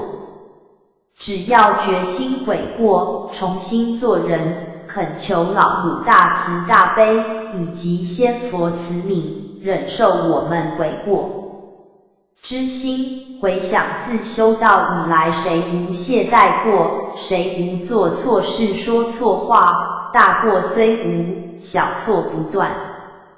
每天所犯的过错实在太多，须知小就是大的道理。修道人傲慢偏见，自专刚愎，虚荣浮夸，嫉妒贡高，我慢自负等等，都是修道进德的阻碍，是尘世的绊脚。10是精进德行的休止符，是人格之破坏性。真心的忏悔必能生智慧，也要有见全智慧，才能产生性格，性理真传也能发生性理的格调。3. 何名真忏悔？经云：罪从心起，将心忏，心若灭时，罪亦亡，罪亡心灭两俱空，实则名为忏悔。师尊云：欲享了你前生债，凭你功德可抵消。忏悔能断烦恼因，忏悔能得4禅乐，忏悔能助出3界，忏悔能离3途苦，忏悔能证菩提树。道德经：罪莫大于可欲，祸莫大于不知足，咎莫大于欲得。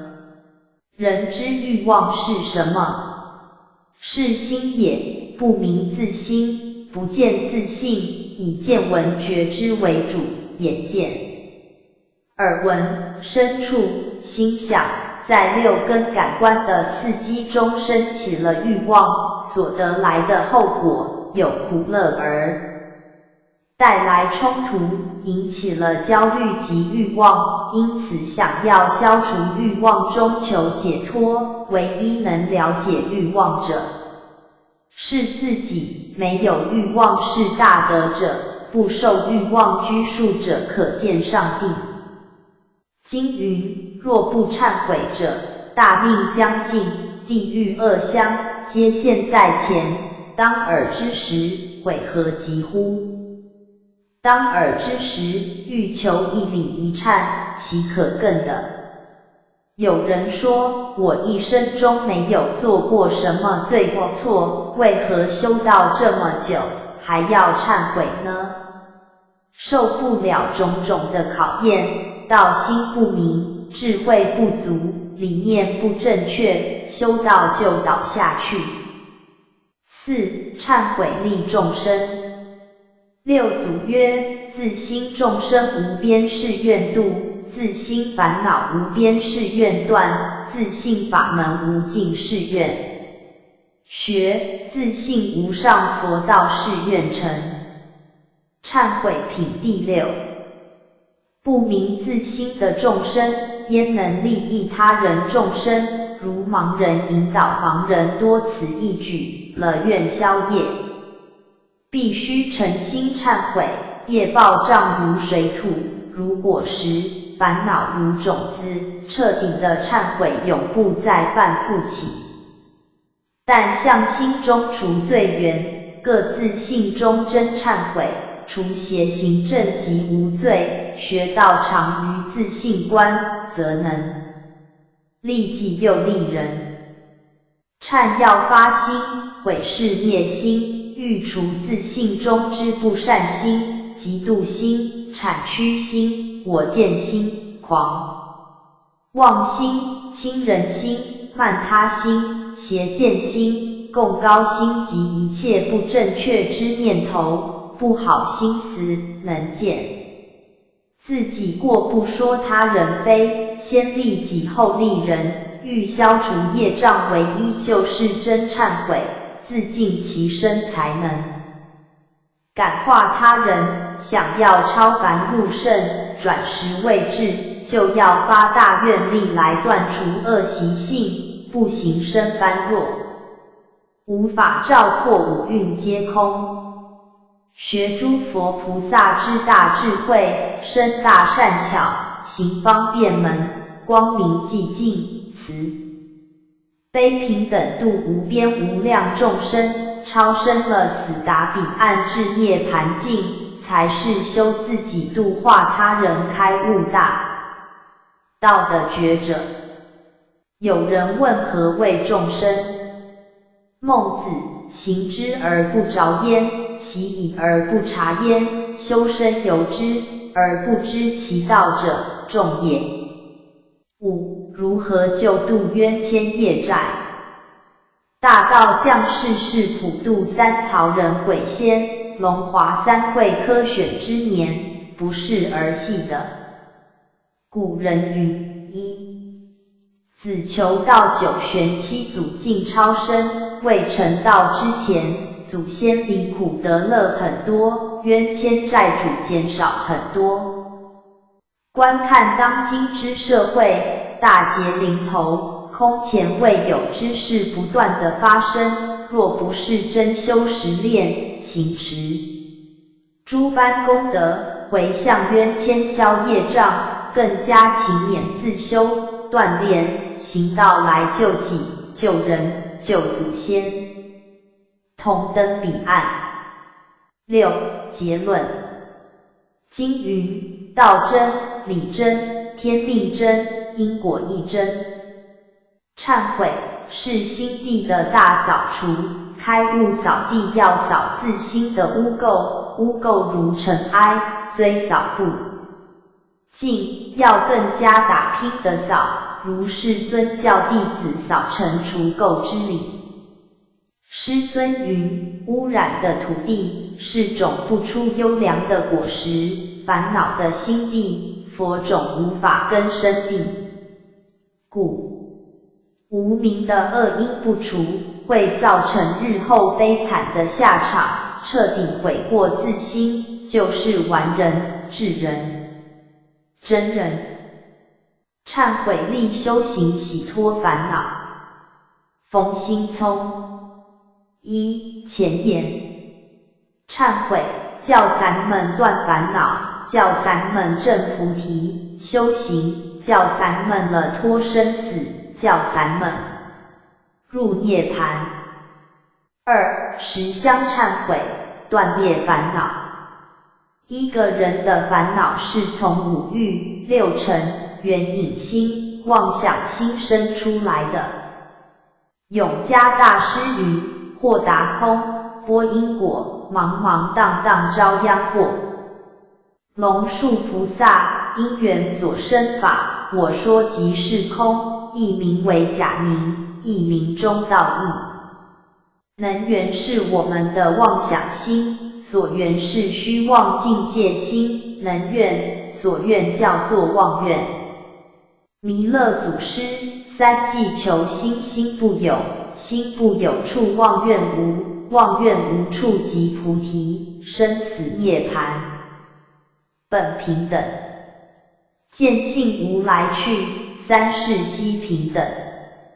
坛经第10附主品6祖云：若于一切处而不住香，于彼香中不生增爱，亦无取舍。不念利益成坏等事，安闲恬静，虚荣谈薄，此名异香三昧。坛经第4定慧品6祖云：外离一切香，名为无香；能离于香，即是法体清净。此是以无香为体。金刚经：须菩提，于意云何？可以生相见如来不？不也是尊，不可以生相见。如来何以故？如来所说生相，即非生相。佛告须菩提：凡所有相，皆是虚妄。若见诸相非相，则见如来。坛经第5禅定品6祖云：外若者相，内心即乱；外若离相，心即不乱。本性自净自定。此段实相忏悔，也就是要每一位修道人遵循戒律，不受外界缘境所缚才能生。实践忏悔，持戒律，也就会生禅定。3. 实践忏悔，拔除苦根。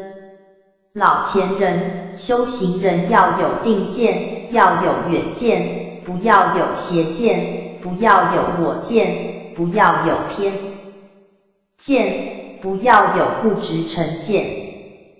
一个修行人执着在个人不正的邪见上，叫做破见。什么叫做破见呢？见即是知见，佛的知见，即佛的知见了，就是错不认错，还把错误众生知见认为是对的，这叫做视智变聪。如是这样的佛知见，也没有办法救得了。永嘉大师语：或达空，播因果，茫茫荡荡遭殃祸。金刚经之见不生分第31分世尊云：我见、人见、众生见、寿者见，即非我见、人见、众生见、寿者见。四相是心外粗显。四相是心内执着细微，若有我执四相，心就不清净。心经云：行深般若波罗蜜多故。行深忏悔，才能把根深蒂固的苦根拔除，内见执缚拔除掉，才能定下来，由定才能发智慧。4. 实心忏悔，自生智慧。大乘菩萨不但要空掉所执的外境相，还要空掉能见的执缚内心相，这才能叫为大乘菩萨外在所攀的境，内在能生的心具泯，才能回归中道第一义。教为第一义不动。金刚经离相寂灭分第14，须菩提，菩萨应离一切相，发阿耨多罗三藐三菩提心，不应住色身心，不应住声香味触法身心，应身魔所住心。若心有住，即为非住。心有所住，那个心已动了。心那非住，那就不能使真心安住下来。应魔所住，而生其心，自性具足无量智慧，自性具足无量德能。释迦佛用发动无量智慧与无量德能，才能显露外表的庄严与上求佛道。下化众生的使命，杂家还没有到目标，就是修道没有用功夫。身有无量相，相有无量好，好有无量庄严，这个庄严与上求佛道，下化众生，起了实相忏悔智慧心而修成的。5. 结论：真实忏悔才能洗脱烦恼，去除内心执见，才能拔除苦根，启发般若智慧，才能恢复清净法身。易经研究之一，陈永红。第11节，河图歌与河图的真谛。1. 河图歌及其由来。河图歌，天一生水的6成之，地2生火，天7成之，天3生木的8成之，地4生金，天9成之，天5生土的10成之。16在北，2、7居南，3、8居东，4、9居西，5、10居中。河图歌的由来。子曰：以志气者上其象。系辞传第9章第1节。道茶的5步功夫。无根之人，诵卦象曰：天与水为形。否卦象曰：天地不交。染发之人，6、3，彼之匪人。不亦伤乎？有漏法，井卦象曰：井昼无咎，修井也。满招损，干卦上九，亢龙有悔。谦受益，谦卦象辞曰：君子以头多一寡，称物平施。河图与五行生化。由此生五脏六腑，周身365骨折，84000毫毛孔窍，皆由河图而生。生凡人，生圣人如斯也。人之本性由理天来，人之气息由气天来，人之身体由相天来。参考陈中。2. 河图歌与五味香的含义。系辞传第6章第1节曰：天1的2，天3第4，天5的6，天7第8，天9的10，天数5的数5，五味相得而各有合。天数20有5的数30，凡天的之数50有5。此所以成变化而行鬼神也。五味相得与道家。老子理想中的是，习之得意者，天得意以清，德的意以宁，神的意以灵，谷的意以盈，万物的意以生，侯王得一，以为天下真，其志之意也。道德经39章。天下有始，以为天下母，既得其母，以知其子。又同于道者，道义乐得之，同于德者，德亦乐得之。道德经52章。清净经载，众生所以不得真道者，谓有妄心，又真常之道，悟者自的悟道者，常清净矣，是其名正。庄子理想中的是，古之得道者，穷亦乐，通亦乐，让王偏不的则或志气偏，天不得不高，的不得不广，日月不得不行，万物不得不昌，此其道与。又道不可闻，闻不若塞，此之谓大德。知北游偏右庄子曰：昔为士得之，以切天地；夫昔士得之，以习器母。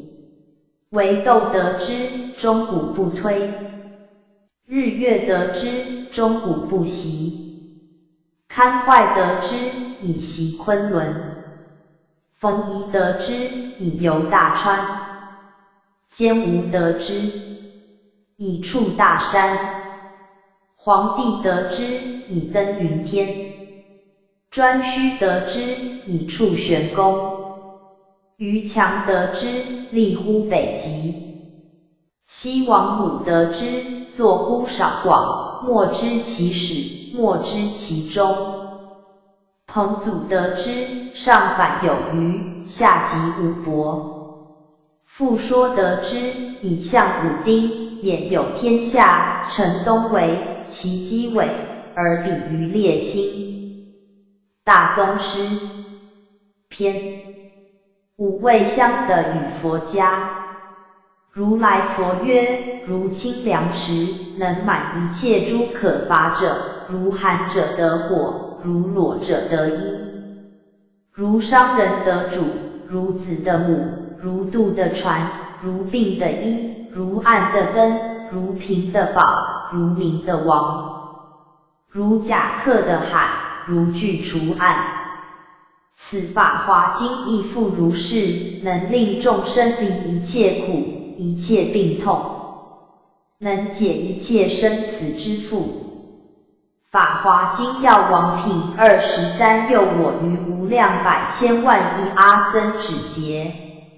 修习是难得，阿耨多罗三藐三菩提法，今复主汝等应当一心，留步此法。广令增益。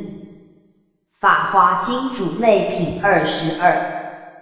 慧能理想中的善知识。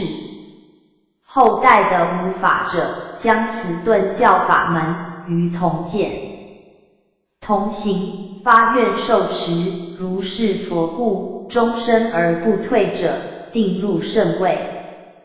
六祖坛经般若品第2。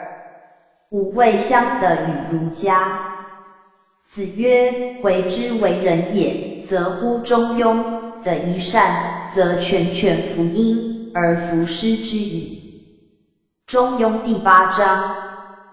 子贡曰：夫子之文章，可得而闻也；夫子之言信与天道，不可得而闻也。论语公冶长第5。叔孙武叔与大夫于朝曰：子贡贤于仲尼。子服景伯以告子贡。子贡曰：辟之攻强，次之强也极坚，窥见世家之好，夫子之强数任，不得其门而入。不见宗庙之美，百官之富，得其门者或寡矣。夫子之云，不亦宜乎？论语子。章第19。3. 河图歌与五行生克的含义。五行生克图。五行的由来。东有苍龙青帝浑，西有白虎白帝魄，南有朱雀赤帝气，北有玄武黑帝血，中有黄帝黄钟礼，周天365，南斗主生北主杀，金木水火土未金，基尾心房低亢角，枕翼张星柳桂锦，左右长庚右其名，紫微太乙耀中宫，麒麟首人毛足木，神龟首翼甲足金，凤凰首鲤鱼足火，神龙首至灵足水，正位居体裸足土，行念四山之节气，环应七星北斗运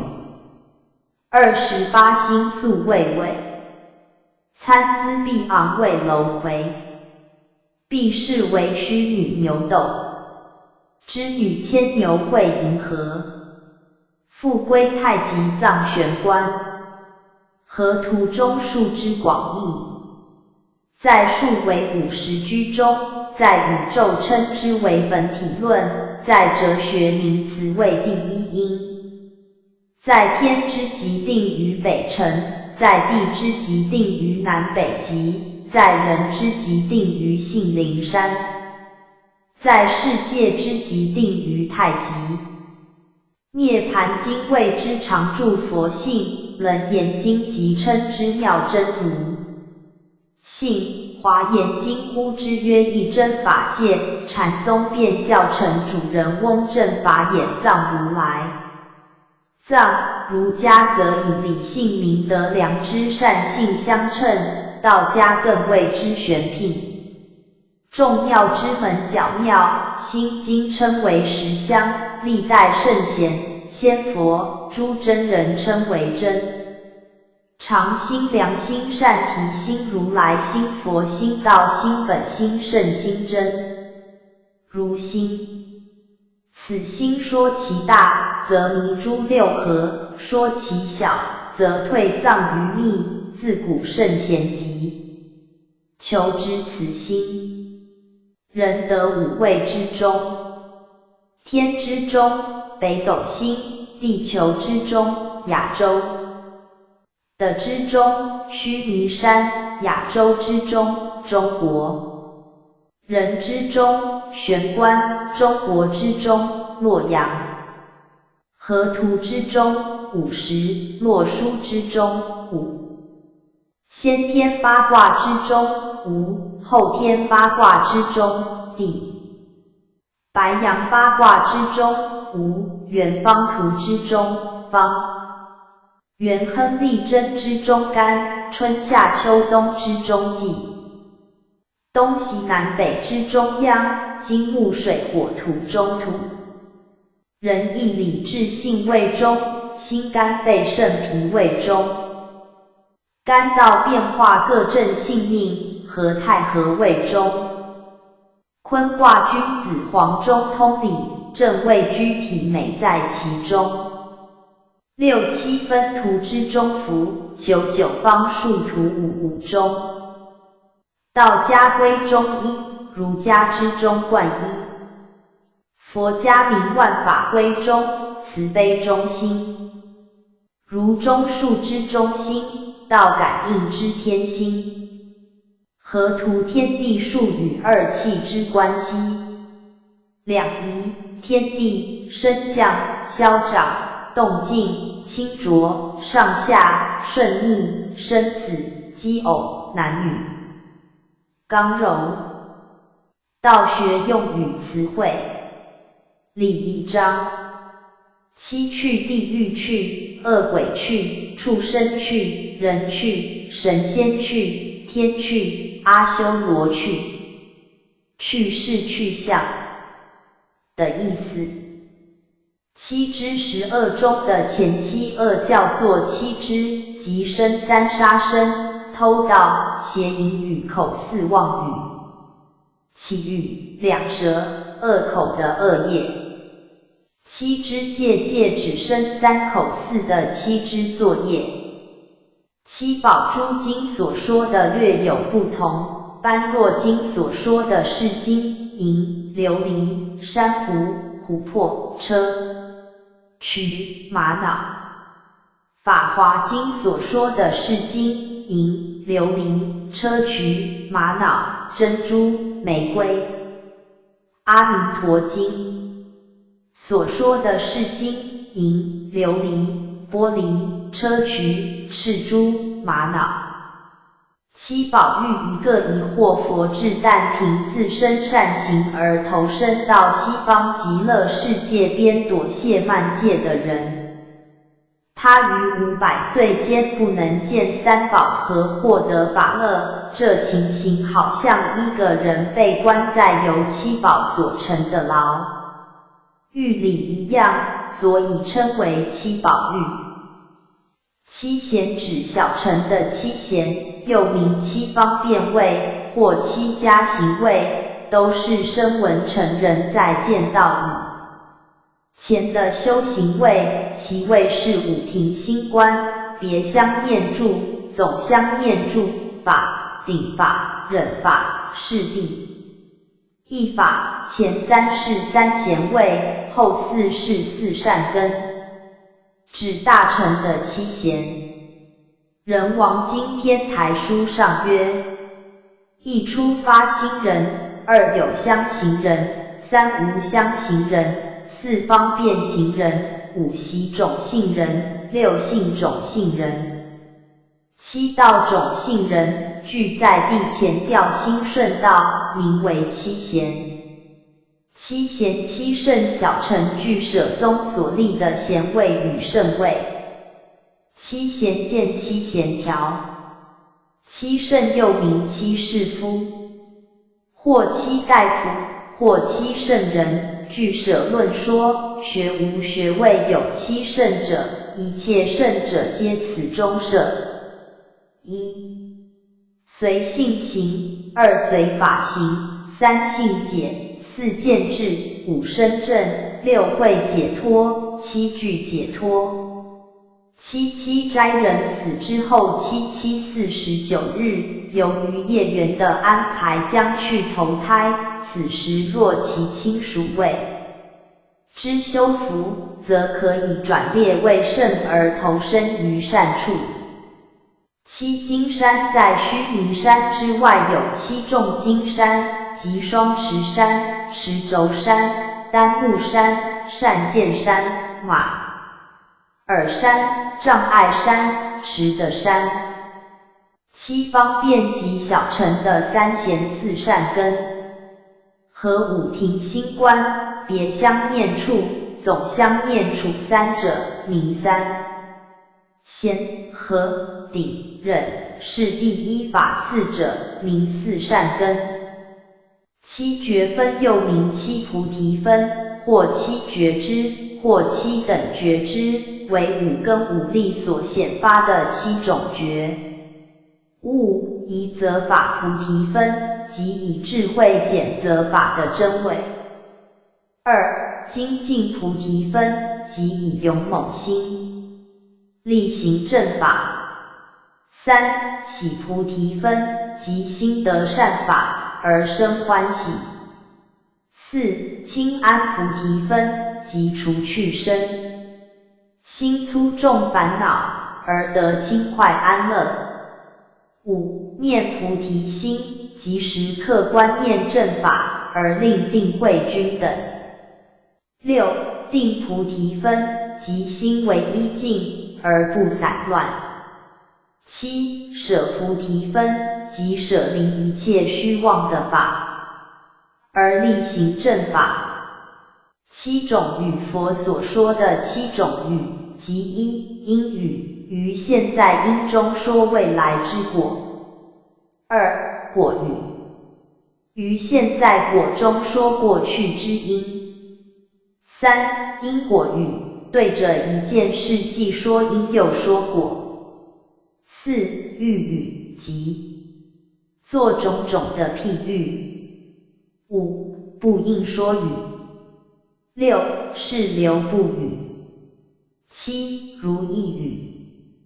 7种辩菩萨所特有的7种辩才，即结即辩、立辩、不尽变，不可断变，随应变，易变，一切世间最上变。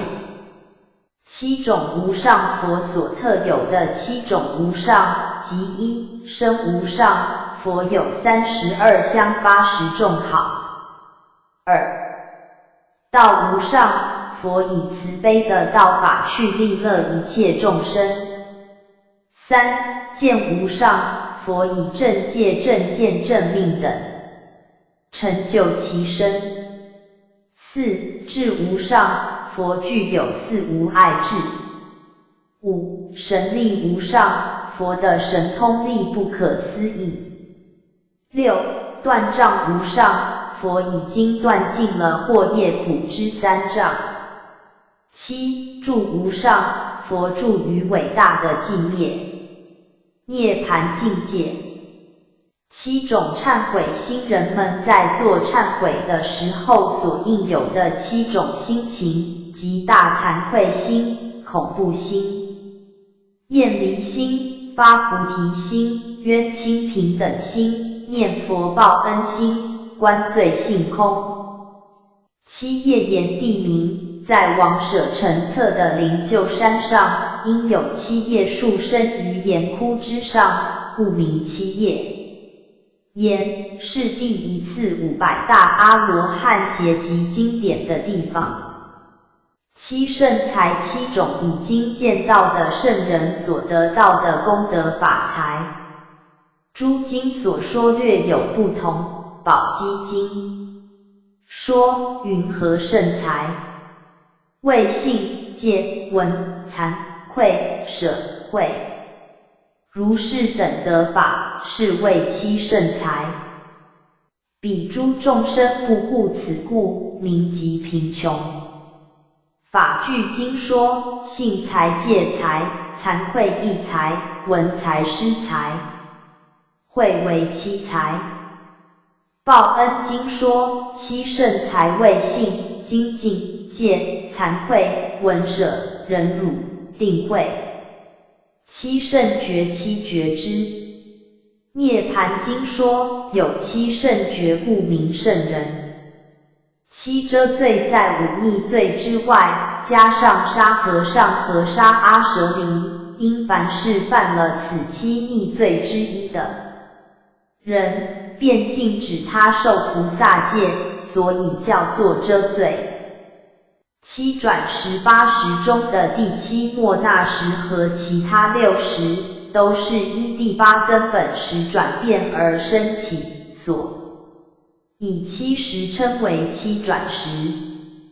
七正师受具足戒时的7位正明师。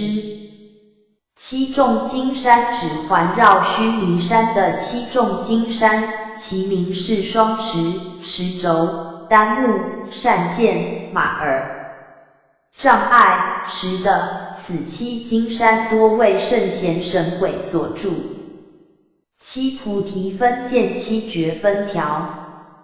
七等觉之见七觉分条。75法小乘俱舍宗对宇宙万有，立5位75法，以总括之。五位者，一色法有11，即无人依正二报所具的种种色执，内5跟外5尘皆是。二心法有1，即60的作用。三心所有法，简称心所法，有46，系属于心王者。四不相应行法有14，谓不如色法之有形，亦非如心王心所之无形语。此3法皆不相应，非心非物，乃宇宙万有变化的幻象。五无畏法有3，谓无生灭变化之可得，而既然常住之法，以上共75。兹将其内容列表说明如下。七见212无明及11遍识。8天色界的4禅天与无色界的4空处，合称为八天。八定色界的四禅定与无色界的四空定合称为八定。四禅定是初禅定、二禅定、三禅定、四禅定，四空定是空无边处定、实无边处定、无所有处定、非想非想处定。八宗律宗、华严宗、天台宗、三论宗、法相宗、真言宗、禅宗、净土宗。八邪与正八道相反的八种邪道，即邪见、邪思维、邪语、邪业、邪命、邪方便、邪念、邪定。八念：念佛、念法、念僧、念戒、念舍、念天、念出入息、念死。阿那律。八念经中所说的八念是：一道从无欲，非有欲的；二道从知足，非无厌的；三道从远离，非聚会的；四道从精勤，非懈怠的；五道从正念，非邪念的；六道从定义，非乱意的；七道从智慧，非愚痴的；八道从细乐，非细行得。八法又名八风，见八风条的水火风味四大，色香味触为四维，人生事由四大假合而有，四大又由四维所成，所以总称为八法。教、理、智、断、行、位、因、果等叫做八法，而一切的法门都不离此八法。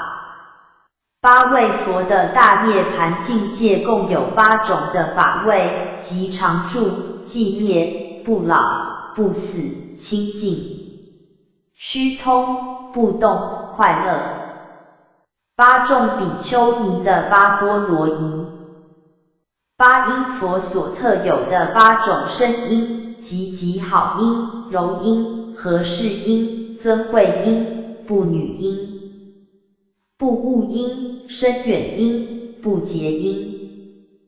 八风又名八法，即利、衰、毁、欲、嗔、饥、苦、乐，因此八法常为世人所爱憎，而且又能煽动人心，所以叫做八风。八戒：一不杀生，二不偷盗，三不淫，四不妄语，五不饮酒，六不涂脂粉、香水，不穿华丽的衣服，不观玩歌舞伎乐，七不睡卧高大床褥，八不非时食。八苦：一生苦，在胎如处监牢，出胎如钻血隙，是谓生苦。二老苦：眼昏、耳聋、气虚体弱，是谓老苦。三病苦：四大不调，面黄肌瘦，是谓病苦。四死苦：疾痛丧生，水火殒命，是谓死苦。五爱别离苦：骨肉分离，魂牵梦萦，是谓爱别离苦。六怨憎会苦：恶眷败家，仇人见面，是谓怨憎会苦。七求不得苦：名利爱乐，图谋不成，是谓求不得苦。八五阴炽盛苦：五阴的作用炽盛，盖复真性，故死了之后复须再生，是为五阴炽盛苦。八迷即生灭去来一意断肠的八种迷见。圣者典范。六家姓。一前言：生命大不同。后学看了两部很有意思的短片，内容大意如下。第一步，一位小男孩走到饮料贩卖机前，想要买一罐百事可乐，却因身高限制按不到百事可乐的按键。他不哭不闹，先按了2罐可口可乐后，把可口可乐垫在脚下，以增加自己的身高，再选择最上面的百事可乐按键，顺利的买到百事可乐，高兴的跑回家。第二步，一只乌龟在艳阳当空之下，口干舌燥，举步维艰，偶遇一罐饮料从大货车上掉落，乌龟想要喝这一罐饮料解渴，货车司机想拿回饮料交差，双方展开追逐大战。于千钧一发之际，乌龟竟奋力一搏，站起来抢到饮料，当场让司机看傻眼。2. 不白来人，世上不白过时光。常言道，人生不如意十之八九。有人身体健康，却为经济所苦；有人家财万贯，却身薄如棉，无福消受；有人才能卓越，求职却到处碰壁；有人事业发达，却家庭失和。在面对种种不如意时，我们会像小男孩一样，运用智慧去解决，还是只会怨天尤人呢？屡遭困厄，我们会像乌龟一样，使出全力，发挥潜能，还是只会自暴自弃呢？历来古圣先贤不怨天尤人，在艰难的环境中，甘愿默默付出一切，所以能保全其高贵的情操。多少英雄豪杰不消极放弃，于渺茫的机会里奋力找到一线生机，所以能完成其神圣使命。济公活佛告诉我们，不白来人世上，不白过时光。如果我们能学习圣人的行义，让生命共维系大道体，从那古老途径精神延续，汲取前人的壮烈心血不断，把身捐躯胆照河山，我们也可以延伸生命的长度、宽度与深度。如果我们只是虚度光阴，得过且过，不仅短暂的生命显得非常渺小而肤浅了，也辜负上天大开普渡的慈意。3. 古之圣哲，至圣先师孔子。孔子51岁时受到鲁国国君的重用，担任中都宰一职，只花1年的时间，就将中都邑治理得井然有序，百姓安居乐业，衣食无虞，路不拾遗，夜不闭户，便是形容此时的景象。孔子因政绩卓越，被调升为大司空，掌管全国性的土的建设问题，后来又被擢升为大司寇，掌管全国刑法大事。由于孔子的一番整顿，使鲁国政治清明，社会安定，一天天步上富强之途。后来鲁国国君却因审迷女色，逐渐荒废朝政，使孔子对鲁国失去希望。为了能实现世界大同的理想，55岁时，孔子毅然决然辞去高官厚禄，带着子路、冉有、子贡等弟子离开鲁国，开始了13年周游列国的日子。68岁才返回鲁国。回到鲁国，孔子还删诗书，定礼乐，赞周易，修春秋，让自己的生命智慧留下不朽的结晶。在13年的游说生活中，孔子并不得志，先后奔波于鲁、魏、宋、陈、蔡、楚等国。孔子一方面宣传他的治世主张，一方面仍坚持他的教学活动，即使于陈、蔡之地遇见绝粮7日的窘境，孔子亦能侃侃道出君子固穷，小人穷斯滥矣。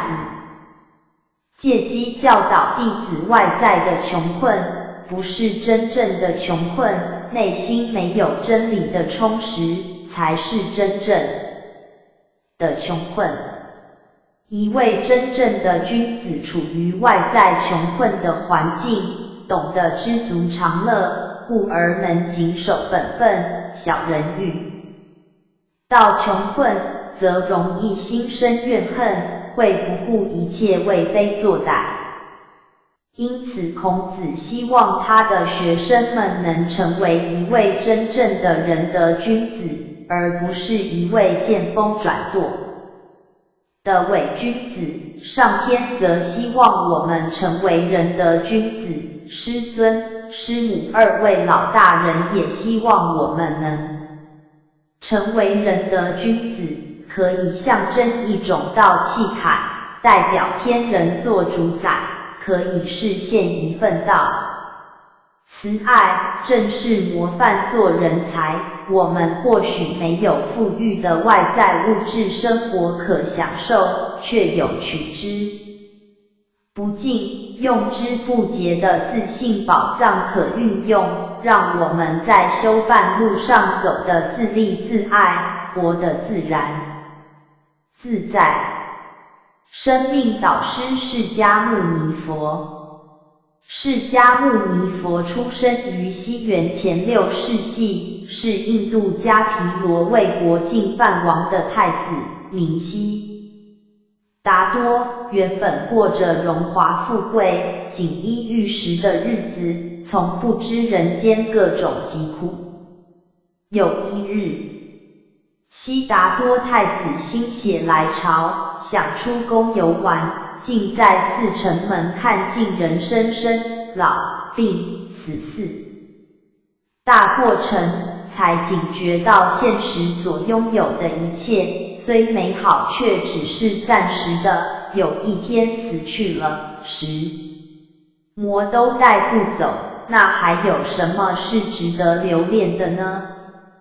就像济公活佛曾说过，人的心是片无尽的黄土，因缘牵系着一世生死路，开始和结束究竟谁能清楚？每一步都是无助。与其这样糊涂无助地过一生，悉达多太子选择舍下一切，踏上不误人生的修行路。在刚开始的修行日子里，释迦牟尼佛曾虚心请益名师，享受过心灵不受物质束缚的愉悦，也曾经残虐地折磨自己的身体，验证那难以忍受的身心苦痛。最后，释迦牟尼佛凭着自己的智慧与坚毅，在身心正常平稳的情况下，体证了魔生老病死无恐怖挂碍的大智慧。他的生命里再也无迷惑困扰，心中一片澄澈明亮，具有大能力，教导世人解悟生命的真实意，因此被尊称为佛陀，意思是一位觉悟宇宙人生至高真理的圣者，也被尊称为世尊，意思是世人之中最尊贵的圣者。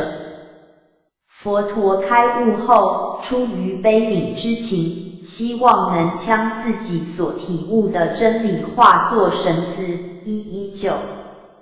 其人在生死苦海沈浮的众生，他曾告诫弟子：若菩萨有我相、人相、众生相、寿者相，即非菩萨。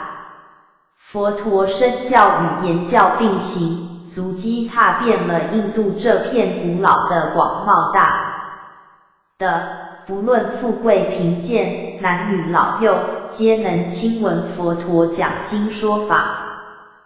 道德经第44章曰：名与身孰轻？身与祸孰多？德与亡孰并？是故甚爱。必大费，多葬必后亡。知足不辱，知止不殆，可以长久。我们若能学习释迦牟尼佛的精神，舍下贪、嗔、痴、爱，能知足常乐，时时回光返照，必能像释迦牟尼佛一样，用有限的生命开拓无限的慧命。4. 经之圣哲。贫病者之母德蕾莎修女。德蕾莎修女是一位虔诚的天主教徒，她目睹了2次世界大战期间印度加尔各答贫民区的悲惨景象。例如，无家可归的小孩用杯子在水沟渗水来洗脸漱口，最后又剩了一杯水喝下去，他们从来没有尝过干净的自来水。德蕾莎修女感到贫民的无助与可怜，她说，世上最大的疾病不是癌症，而是那种被拒绝、被遗忘、不被需要的感觉。于是便下定决心将自己奉献给被人遗忘的平民，让他们得到最基本的尊严，于是世人尊称她为贫病者之母。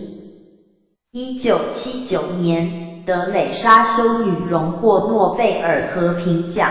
她说：“我以穷人名义接受此奖，这个奖象征了世人对穷人世界的认识，并请求瑞典政府取消为他所举办的国宴，将国宴费用捐给仁爱传教修女会，让修女会能做更多有意义的事。”从此可知德蕾莎修女在意的不是她有没有得到诺贝尔和平奖，而是人与人之间要相亲相爱，帮助需要帮助的人。她曾说，人类缺少爱心是导致世界贫穷的原因，而贫穷是我们拒绝跟别人分享的结果。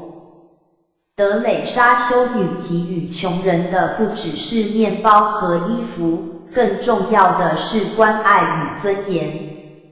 因为钱或许可以买到不少东西，却买不到真诚的祝福。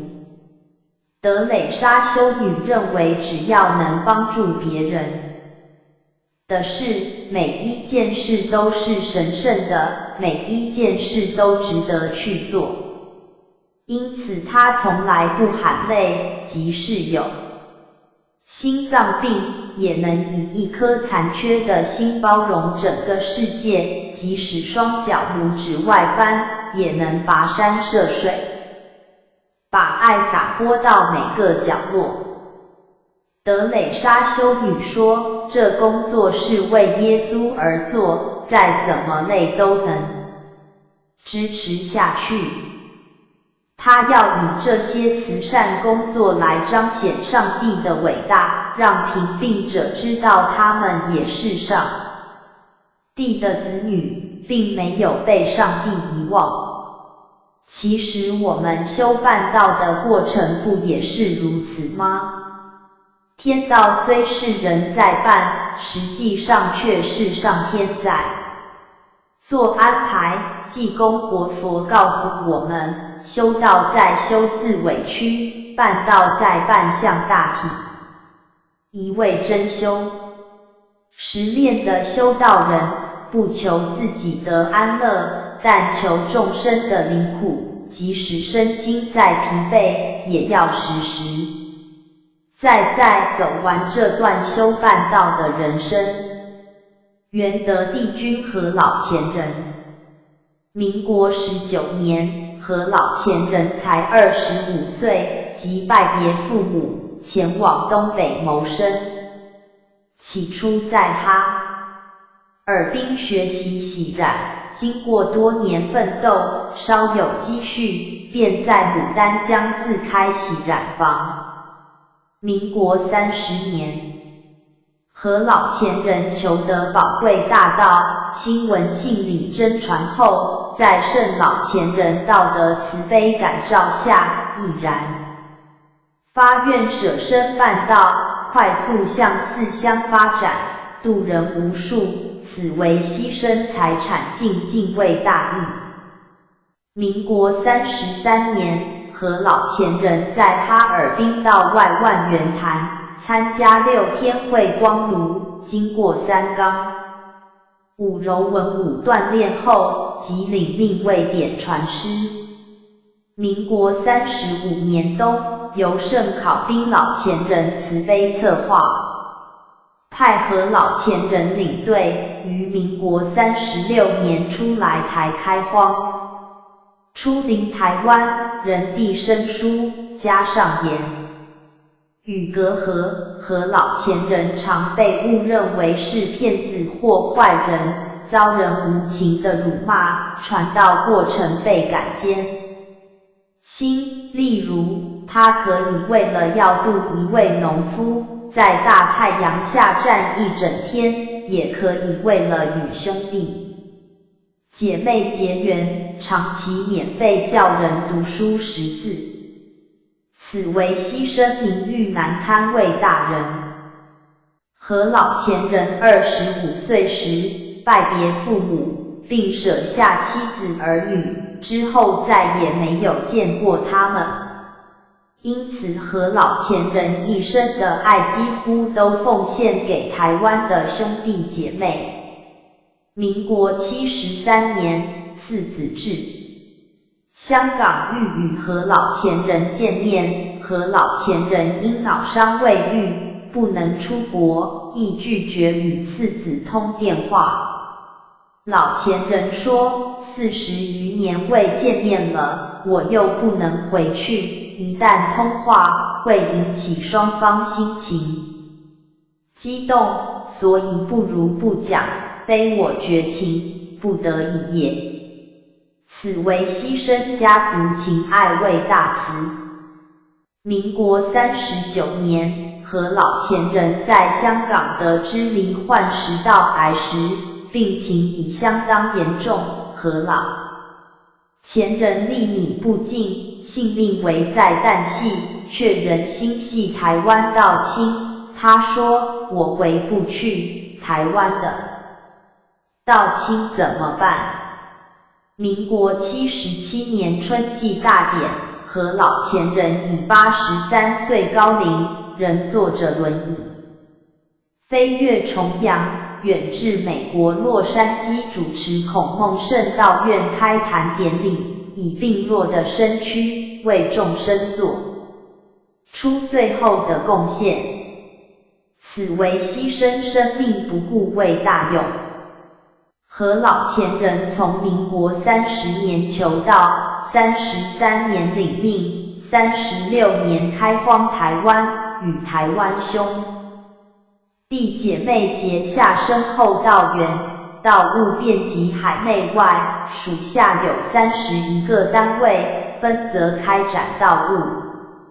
至民国77年8月初7成道为止，即47年春秋，一生为道牺牲奉献，不计个人利害得失，当中历经多少考验与磨难，实难以用语言文字一一表达。连关圣帝君都称玉河老前人，河公灌山河，为尊川大德，城门中立雪，关口处渡河。巍巍白日在，郁郁明月河，道地行使命，擎天履资格。此为牺牲功果不继位。大志。5. 节与挺身是担当。从孔子、释迦牟尼佛、德蕾莎修女到何老前人，我们或许会产生一个疑问：为什么人要经过磨难才能成就圣贤仙佛？其实并不是只有人要经过磨难才能成就，天生万物皆是如此。例如，蝴蝶要从蛹上的小洞挣扎而出，经过这个挤压过程，将体液从身体挤压到翅膀，它才能在脱出蛹壳后展翅飞翔。若是用剪刀将蛹剪破，蝴蝶虽然可以容易地挣脱出来，它的翅膀却只能紧紧地贴着身体，可怜的带着萎缩的身子和瘪塌的翅膀在爬行。济公活佛告诉我们，自古那有圣贤仙佛不耐煎熬那，自古那有前辈大德不有牺牲那。圣贤仙佛原本也是平平凡凡的人，他们耐过煎熬，故能成就圣贤仙佛。前辈大德起初也是普普通通的人，他们有过牺牲，因而成为前辈大德。如果我们修到没有融入生命，投入使命，深入慧命，化入天命，还是修表面的话，修行路永远都无法走到终点。因此人一能知，几百知；人十能知，几千知。果能此道矣，虽愚必明，虽柔必强。只要我们能效法圣贤仙佛的精神，坚持志向，努力不懈，最后我们也能成就圣贤仙佛。只要我们能追随前辈大德的脚步，虚心受教，修身立德，来日我们也能成为前辈大德。师尊、师母二位老大人肩负普渡三曹的重责大任，我们身为他们的弟子，更应时时效法圣贤仙佛的精神，追随前辈大德的脚步，才能与恩师共办三曹事，才能成为恩师的左右手。师尊言：三曹大事谁来办？师徒共办。三曹大事谁会办？不会也得办。为师需要徒儿们共襄盛举，众生需要徒儿们一臂助力。因此三曹之收圆，你我皆有一份责任。三曹事是圣事佛业，须秉持圣智佛心，依循圣机佛路，遥与圣贤仙佛同行，近与前辈大德同道，终与96元胎佛子同归。因果所命求道，救了命续2。编辑部，我要把我后半辈子的时间留下来给我们仙佛效劳。今天后学有这个机会来这个地方做见证，我坐飞机坐了3000多公里来这个地方做见证，我相信各位慈悲不会认为我专程坐飞机来这边随便编故事。我回去澎湖跟我朋友说我女儿的情形，我朋友跟我说没有啦，38兄弟你10几天不见，你说这个故事给我听台语，结果是真实的，真的，真实的。这次付钱人到澎湖开荒，我有2个好朋友，一个是在开游览车的，从高雄专程飞回去澎湖求道，另外一个我们的乡代表，我去接他，我沿路跟他讲，他说你这么铁齿的都相信了，那你是不是能载我去求道呢？我就把他载去了。所以说，看我们这个道有多么的殊胜。后学在这个地方，借着我女儿这个因果来给各位做报告。后学也要在我们仙佛的面前发愿，我要把我后半辈子的时间留下来给我们仙佛效劳。周前人慈悲，只有真功实德能跟冤亲沟通。今天徐先生说他现在45岁，从今天开始真的要好好行功了愿。因为冤亲这种事情，我们能跟他沟通的只有真功实德了。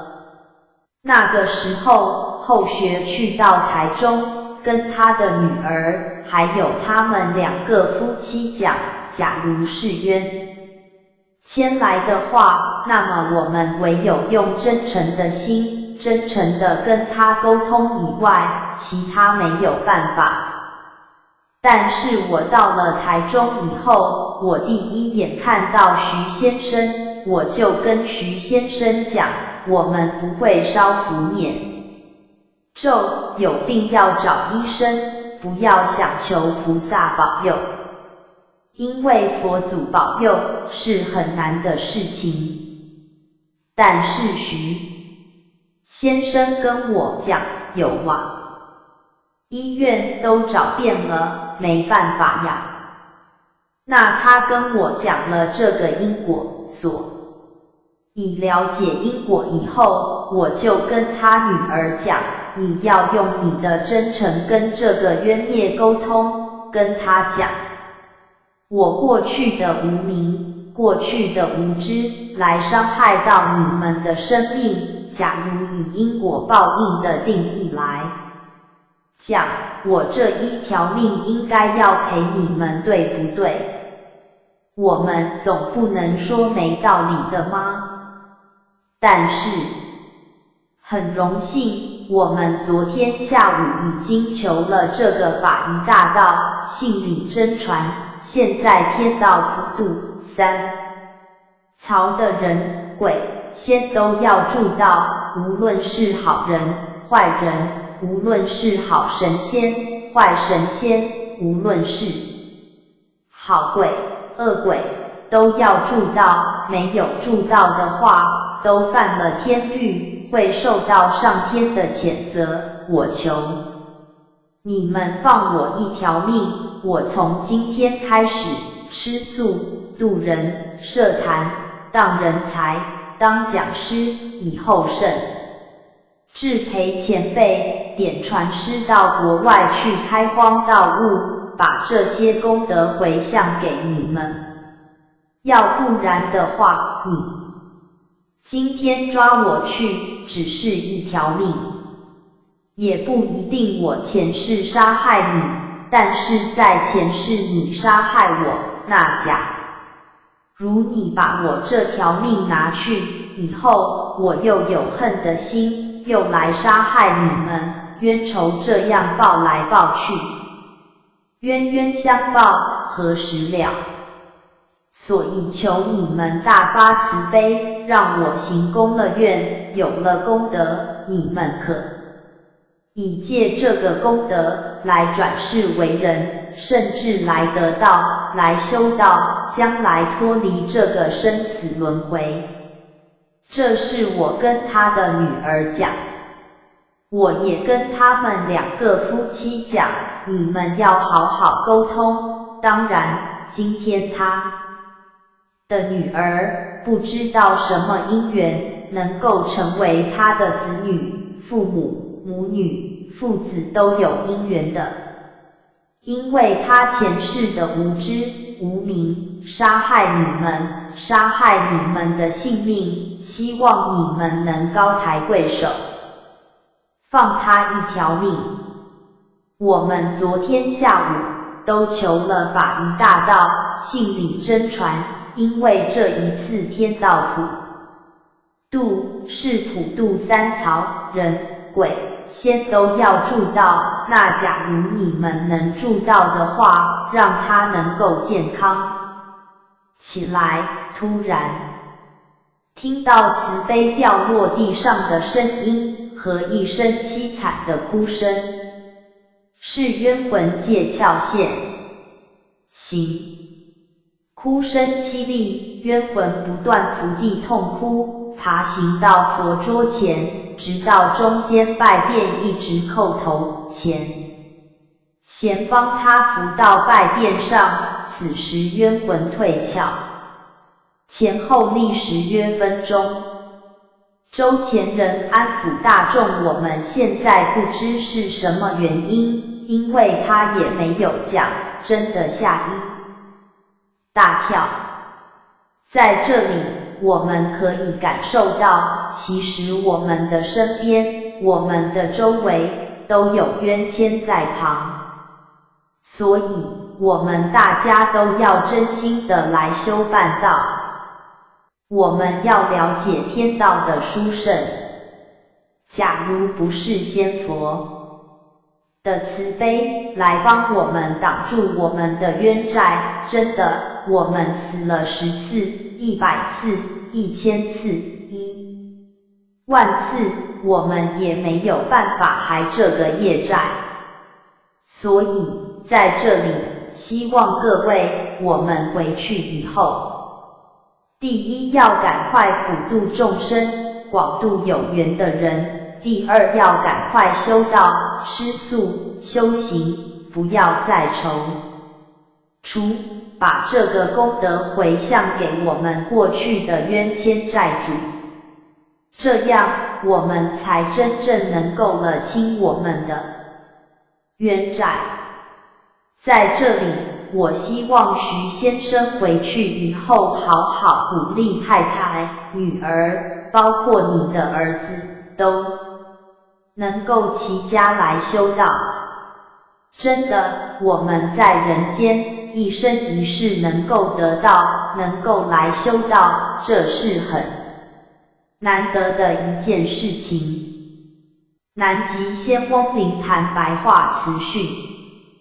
公元25年11月4日，泰国四球孔孟中道院，天道大开普渡，开3期办3曹，除了天曹上渡的曹，宝宝们呀，入班听真理，除了循步渐进的体会天曹之玄机，尚要发出怜悯之情，体会的曹之不堪呐。是不是？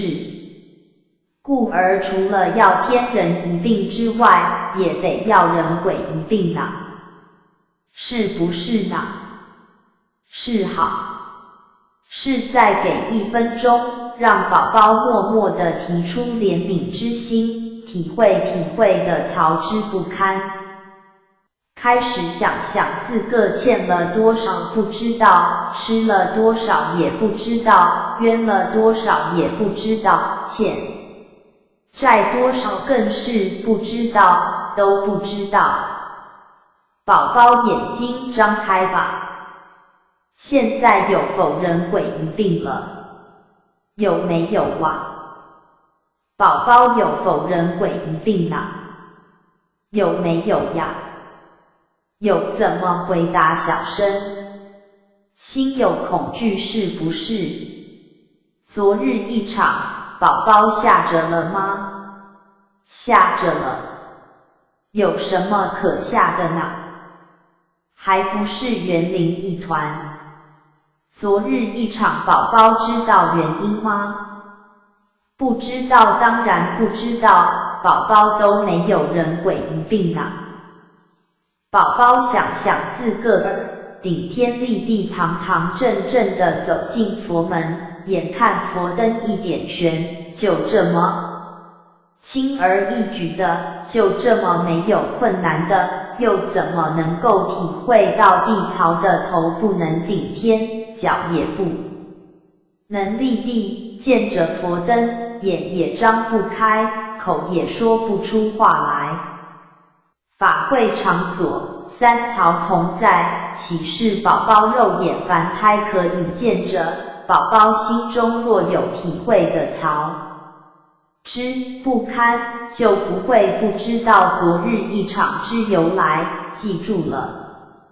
天地人，人为尊，沾到了天时地利人和，求到了，其余天槽的槽只有空无奈之余恨呐。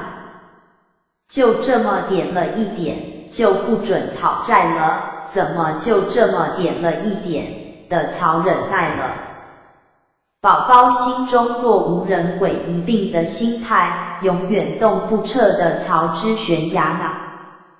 是不是呢？哎，这不说了，别紧张，不说了，别紧张了呀。别忘记了，三槽大士是人间饭，有肉身至灵至尊，没有肉身就趴着哭了。知不知道好好认真明理？人与人之间是小事，生死之间才是大事，这就对了。师尊灵坛白话词训。公元25年11月6日，泰国四球孔孟中道院。三槽普渡的开始是由信愿作出发。三槽普渡的过程是以信愿作支持，三槽的结局也是以信愿作收圆。同样的，一般法会的开启，凝聚了多少的信和愿才能够成功？没有信愿的凝聚，何来的三槽普渡呀？徒儿呀！诸天仙佛相信在座徒儿都有一点，都有那一点，只要往那一点去起，徒儿随时都可以恢复本来的面目。还有徒儿啊，冤亲债主先相信天命诺言，只要给在座徒儿一点点期限，就可以等待到功德来偿还。我找到了人生的方向。编辑部1时的真我，原胎佛子理天故乡，佛转人生自不知迷昧真性披罪衣，反将先生多毁谤虚无灵性作污泥。2天道应运。3期末节兜率陀天龙华大会，天道阐发圣脉传敕令三佛办收圆。若还不求天然度力劫千生生难翻。3修行人生，习性业力改毛病去脾气明理修养慈悲如素，行尽天涯路唯有修道不误人。4修炼考验，消业了愿天家福是逆来的，是路风霜无人恋心之境也，是情冷暖无人忍心之地也，是事颠倒无人修行之资也。5正验信心，无常觉醒学道成长利人利己，是风日下人心不古，天下逆缘之一道，博学于文约之以理，亦可以服判以夫。6发心精进，不离佛堂不离前贤，不离经典度人度己，自然无畏真修行愿将身心奉佛庭，阐扬大道为家务普度众生事业成，学而不厌增智慧诲人不倦大人生，报恩了愿无怨悔风风雨雨执着行，活佛恩师慈训，咱那会在红尘沉迷不知醒，每日随着太阳光一日过一日可怜的流浪人生忘本求末为快乐，失去了五伦八德永远难回乡，咱修道要立志提出勇气来，咱的命运天安排何愁咱将来，为大道奔走天涯为救姐妹出苦海，有时候遇到风台也是要忍耐，三山坡离时已经6万年，今天遇到此三奇才能来相见，手牵手顺着天理期待融成反瑶池，彼时在的身边逍遥万8年，吊祭流浪天涯三兄妹，义和盛堂活动概况。编辑部。1、活动概况。月日学界4年教育研究班。月日母亲节特别节目。月日国语启慧班半天。月日读经参访。月日学界4年教育研究班。月日心灵成长营。月约夏季班。